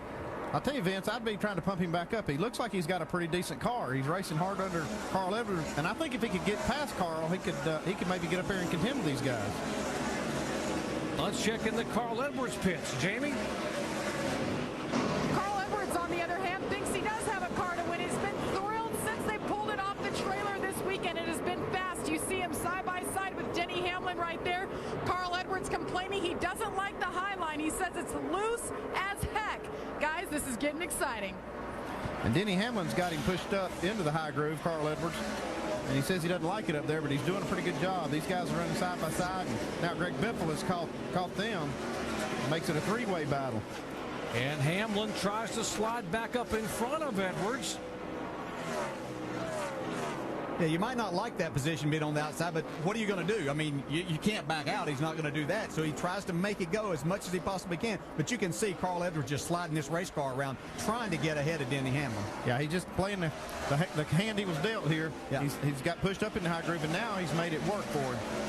But man, is he sideways. And then Denny Hamlin drives back under him again, so they're back in that position one more time. Just exactly what Vince Welch told you. Denny Hamlin's car really good in turns 1 and 2, but not so good in turns 3 and 4. We'll see how it's going to play out. We'll step aside and come back with the final 20 laps at Phoenix International Raceway. Well, who could be the lucky dog here in the final 19 laps? Matt Kenseth had pulled away, but now Clint Boyer has pulled to within a car length and a half, and now pulls to the inside and takes a sneak peek. We got us a race brewing right here, boys. Yeah, we were talking about 5 or 6 cars, but I think Jeff Burton may get in this if these guys get to racing side by side. But the 2 best right now is the 17 and the 2, and Clint Boyer's doing everything he can down on the bottom to get up beside of Matt Kenseth. Yeah, we've been watching the 2 car of Clint Boyer work that apron in 3 and 4, and if he hits it just right, boy, I'll tell you, it really works good. Yeah, he really gets back to the gas early, and that gives him a little bit of a shot. And we see Matt Kenseth a little bit high into the gas off turn 2 there, and lost a little bit of momentum. As they go into 3 and 4, this is where Clint Boyer's been playing with that apron. He's making it work right here, making it work for him. Here we go. On the inside, out of 4, and Kenseth again pulls him off the high groove. Yeah, and Jeff Burton sitting back there saying, get up beside him, Clint. Be a good teammate and help me out here. You guys race side by side, and we'll make this a 3-car battle. And that's what it looks like is brewing. We watched the lap times on the board. These top 3 cars are running almost identical lap times. Here's Boyer now on the inside. He's really good off of that corner, but just can't get off of 4 very well unless you said, Dales, he hits it exactly right. Yeah, and it's just like Andy has said, there's so many different ways about going about getting around this racetrack. You can go around the bottom, use the apron some. You can be up top like Matt Kenseth. That's why drivers really enjoy racing here. Jamie Little. Guys, Clint Boyer's team wants this win so bad. Even his spotter, Mike Dillon, is acting as a cheerleader. Just moments ago, this is what we heard on the radio. Here he comes on the... You want it, buddy. Coming around next time, 20 to go. That's how you do it right there. You're going to have to beat him off the corner. That's a good job. All you got to do is maintain on this, and you're better. And here is Boyer on the inside with 14 laps to go, trying to hang on. They are door to door. It is Kenseth by half of a front fender. And I tell you, Clint Boyer is going to have to earn every inch of this. Matt Kenseth's not going to give it to him. But he got it right there. Got that run off the corner. Got back to the gas a little bit early. Here comes Matt Kenseth back to the inside now. Yeah, let's try the crossover move, see if it'll work. And this is the end of the track where Boyer is really, really good. Nice and smooth on the throttle. There you go. You got him. You're clear. You can see Jeff Burton closed in just a little bit. Now we have a caution, though. Well, we have a crash with the 90 car. It looks like he's been into the wall. And Stephen Light, heavy damage on his Ford Fusion. And now the caution does come out. Debris all over the racetrack off of the tire unraveling from the contact on the right side of Stephen Light's Ford. And I know Clint Boyer is not liking that, because that's where he got passed last time, was on the restart. He worked all that time to get around Matt Kenseth, and now he's going to have to try to hold him off here in the last 10 laps. And I don't think that's the only one he's going to have to hold off. I think Jeff Burton's going to have something to say about it now. Jeff Burton will be there. Denny Hamlin, he doesn't lack for aggressiveness at all. Carl Edwards will be there. Greg Biffle. Let's show you what brought out the 10th caution flag of the night with the 90 car.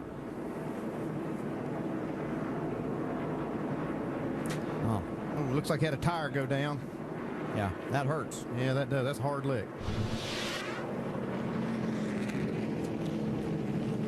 Well, 12 laps to go here at Phoenix International Raceway. Boyer, Kenseth, Burton, Hamlin, and Edwards. It will be quite a shootout here in the desert under the lights when we come back.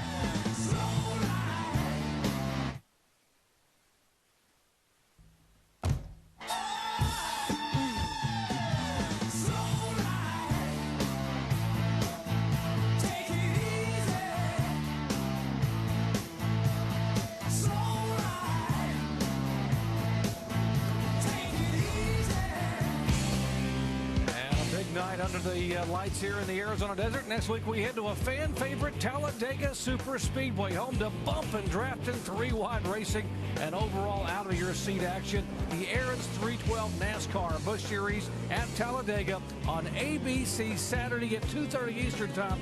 This telecast will be available on high definition on ABC HD.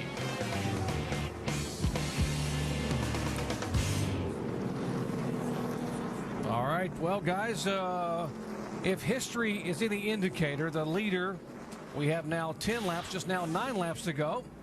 You see Clint Boyer, last win in the NASCAR Busch Series at Dover. But the leader with 10 laps to go has been pretty good, been almost unbeatable. In fact, they've won 6 of 8 races this season. My question is, can Clint Boyer do it? Who's your horse, guys? Who do you like here in these final laps? Well, Dale Jarrett's horse has been that 2-car from the start, so I'm sure that's one he's riding. But I tell you what, Jeff Burton's my man. I'm looking at these guys maybe getting side by side, and Jeff Burton just lurking behind them and taking advantage of it.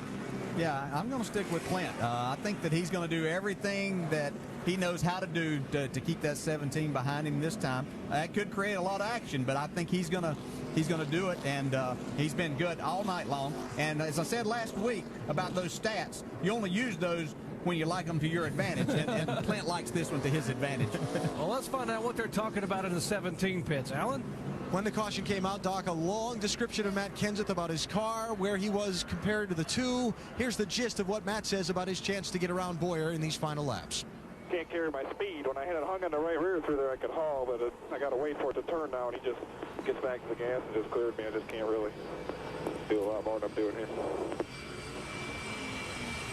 And basically, Matt followed that saying, I'm going to try to get to the outside of him on this restart like I did the last couple times. Who knows? Maybe we can get lucky. Dave? And the 29 car of Jeff Burton. He talked to his crew about his race car this time. Started off a little bit loose and then went to the tight side. But it is quick. He may have a shot at these guys. Right now, running in third, looking for his third win of the season. Burton still has a chance, but just a little bit tough to turn at the end of that run. All right, guys, 7 laps to go. Matt Kenseth picking up his 23rd career NASCAR Busch Series victory at Texas a week ago by a late move with less than 10 laps to go on Denny Hamlin. Can he make the move again here with 7 laps to go?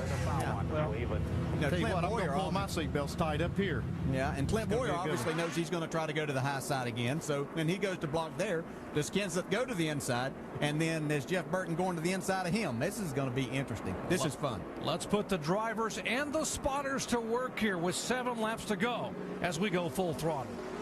All right, boss. Pace cars in. Let's be ready. Be ready. Be ready. Green flag. Green flag. Clear by 2 or 3. Right there. Good start. Rhythm now.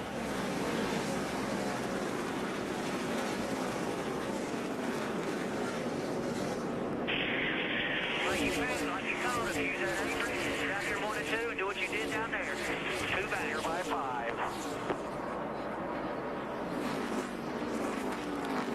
Out of turn 4, Kenseth looks to the high side, falls back in, and here comes Jeff Burton now.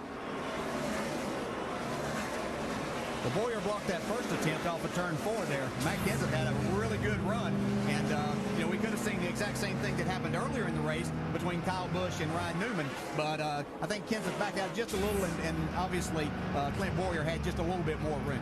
Clint Boyer got a great start, though. He got a big lead going in turn 1 on the very initial restart, and that just gave him just enough room to fight him off when he got to 3 and 4. Yeah, his car looks really good now, and you can see as Kenseth tried to go a little bit harder there, he lost a little bit of his momentum, probably lost a little bit of grip in trying to get back to the throttle that hard. All right, here's Jeff Burton trying to make a move inside of Matt Kenseth. Shades of the Cup finish at Texas a week ago where Burton and Kenseth battled the final laps for the victory there. Tonight is for second spot in the NASCAR Busch Series event. And Clint Boyer's got to be loving this. Yeah, he's hooked up right on the bottom, getting off the corner really good right now. So, yeah, but Kenseth's not going to give up. He's still got 4 laps to go, or 3 laps to go now, and he feels like he's still got a chance. Clint Boyer really hungry for a win. He needs a win. Try to get something going here. Yeah, it's a young man that's got just a tremendous amount of talent and has fit right in. I think Jeff Burton and Kevin Harvick have helped him become a better race driver there a lot quicker than he would have maybe somewhere else. And he fits right in at that Richard Childress organization. Get in the apron, get straight up off the corner. Heard Mike Dillon tell him a good corner. He did. He made some good ground off turn 4. That lap, 2 laps to go. Yeah, that's important for a young driver to have a spotter like Mike Dillon who used to drive. He knows how important that is to get that communication there and that backing from your guys. And he's doing a terrific job. He's done that all night long, and this car is really hooked up. Coming to the white flag here. You got 6 car lengths. Need 2 more good corners. Nice and smooth. Boy, nice calming voice from your spotter. Clint Boyer is less than a mile away from his first victory in 2007.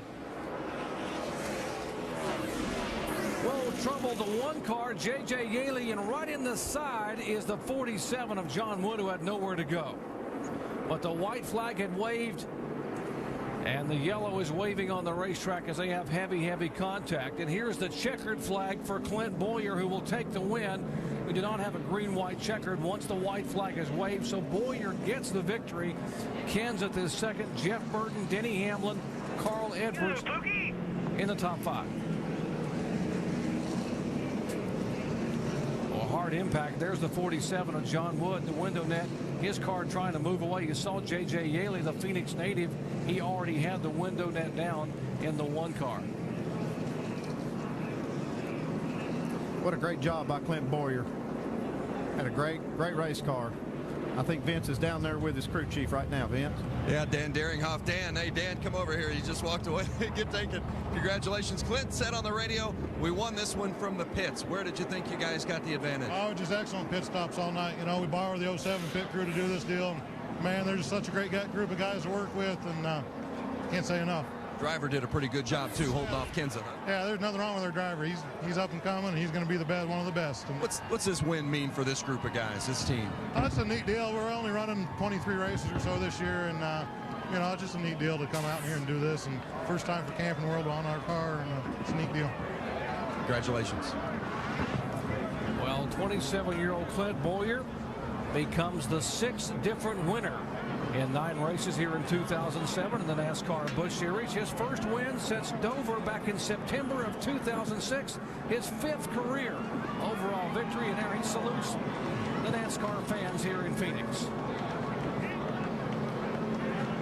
Well, we talked about him at the top of the show, and that he had a fast race car. But, you know, that doesn't always equate to a win. You got to have a driver and crew that does a terrific job all night long, and they all did their job. Yeah, they did a great job. It's almost like we're talking about that 5 car. They've had the car to beat almost every race and hadn't been able to bring it home. And these guys had the car to beat tonight, had good luck, good strategy, and then brought it home. Richard Childress Racing, was that 3 Busch wins in a row here now?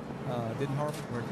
Well, these guys got... Well, they won 2. I guess he won the last one here. So, they got the setup here for sure. Yeah, they sure do. But there again, the drivers have to do a terrific job. All right, let's take a look at the incident that happened on the white flag lap here a moment ago. Watch the 1 car. That's Elliott Sadler and the 9 behind him. Here's J.J. Yaley going into the corner.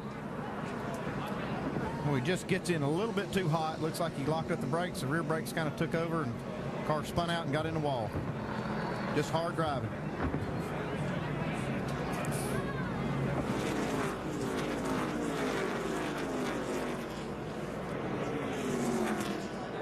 Ooh, that's a hard impact there. And the 47 car gets involved in yet another wreck. These guys have torn up quite a few race cars here in the last few weeks. Yeah, John. Let's go down to Allen, who's caught up with Matt Kenseth. Well, Matt, you got that outside pass on Clint Boyer to take the lead. Then he was able to get back by you. Tell me about the late part of the race and what was the difference for you? We weren't quite as good as he was, but man, it was a really fun race. It was a heck of a race, and I was too loose to run the bottom with any kind of speed at all, so I had to run the top. And I found some grip up there, but I was only able to hang on to about 10 or 12 laps. I started getting tight, and he was just so fast through the middle, he was able to complete the pass. So great job, Clint. The first time you went for the lead, you went 3 wide on the outside, and things got a little exciting there for you. Tell us about that. Yeah, it was exciting. I went around Juan Pablo, and Clint was on the bottom. I thought I had them both cleared, and I went into 3 and got hit from behind, and Bout had a major wreck. So I was glad to recover from that and keep going. And it was pretty cool. We were able to wrestle the lead away for a while. I just couldn't quite hold them off. Nice run tonight for Matt Kenseth. Thanks, Matt. Let's go to Victory Lane. Here's Jamie Little. And 1 week ago, he was watching the Busch race from his holler. Clint Boyer out of the Busch car for the last month. What a victory. Clint, woo, celebration down here. Clint, 1 week ago you were watching from the hauler. Now you came back, a little fresh perspective. What is this win like for you? It's been 7 months. Oh, it means a lot. How about that Busch beer in Victory Lane? There ain't nothing like that. But this Camping World Chevrolet was good all weekend. I tell you, I think they made an 1/8-inch camber adjustment all weekend. So, you know, hats off to Dan and all the guys. It's just an unbelievable car. It was a little bit, you know, too loose to get going, and they get around me. But usually on a long run, I get back around them. But I want to thank Matt Kenseth for running me clean. He really, you know, that stand-up guy. I got into him a little bit on that restart, and we all got in there 3 wide, and it was a little bit wild. But, you know, it's been a long time coming for these guys. They work hard, and it's good to see it happen. His team owner, Richard Childress here. Clint, one more question. From watching it, those guys were running you down. How hard fought was this victory for you? I tell you what, there ain't no slouches running you down back there with Matt Kenseth, my teammate Jeff Burton. It's, you know, it's nerve-wracking. These cars just kept coming out, and, you know, it just worked out for us. Congratulations. Clint Boyer comes away victorious, Doc. All right, 27-year-old Clint Boyer becomes the 6th different winner in 2007, picks up his 4th career victory with a dominating performance. He led 5 times for 120 laps. Congratulations to our race winner, Clint Boyer. Now, for more post-race coverage, let's send it live to NASCAR Now and Ryan Burr. Here's Ryan.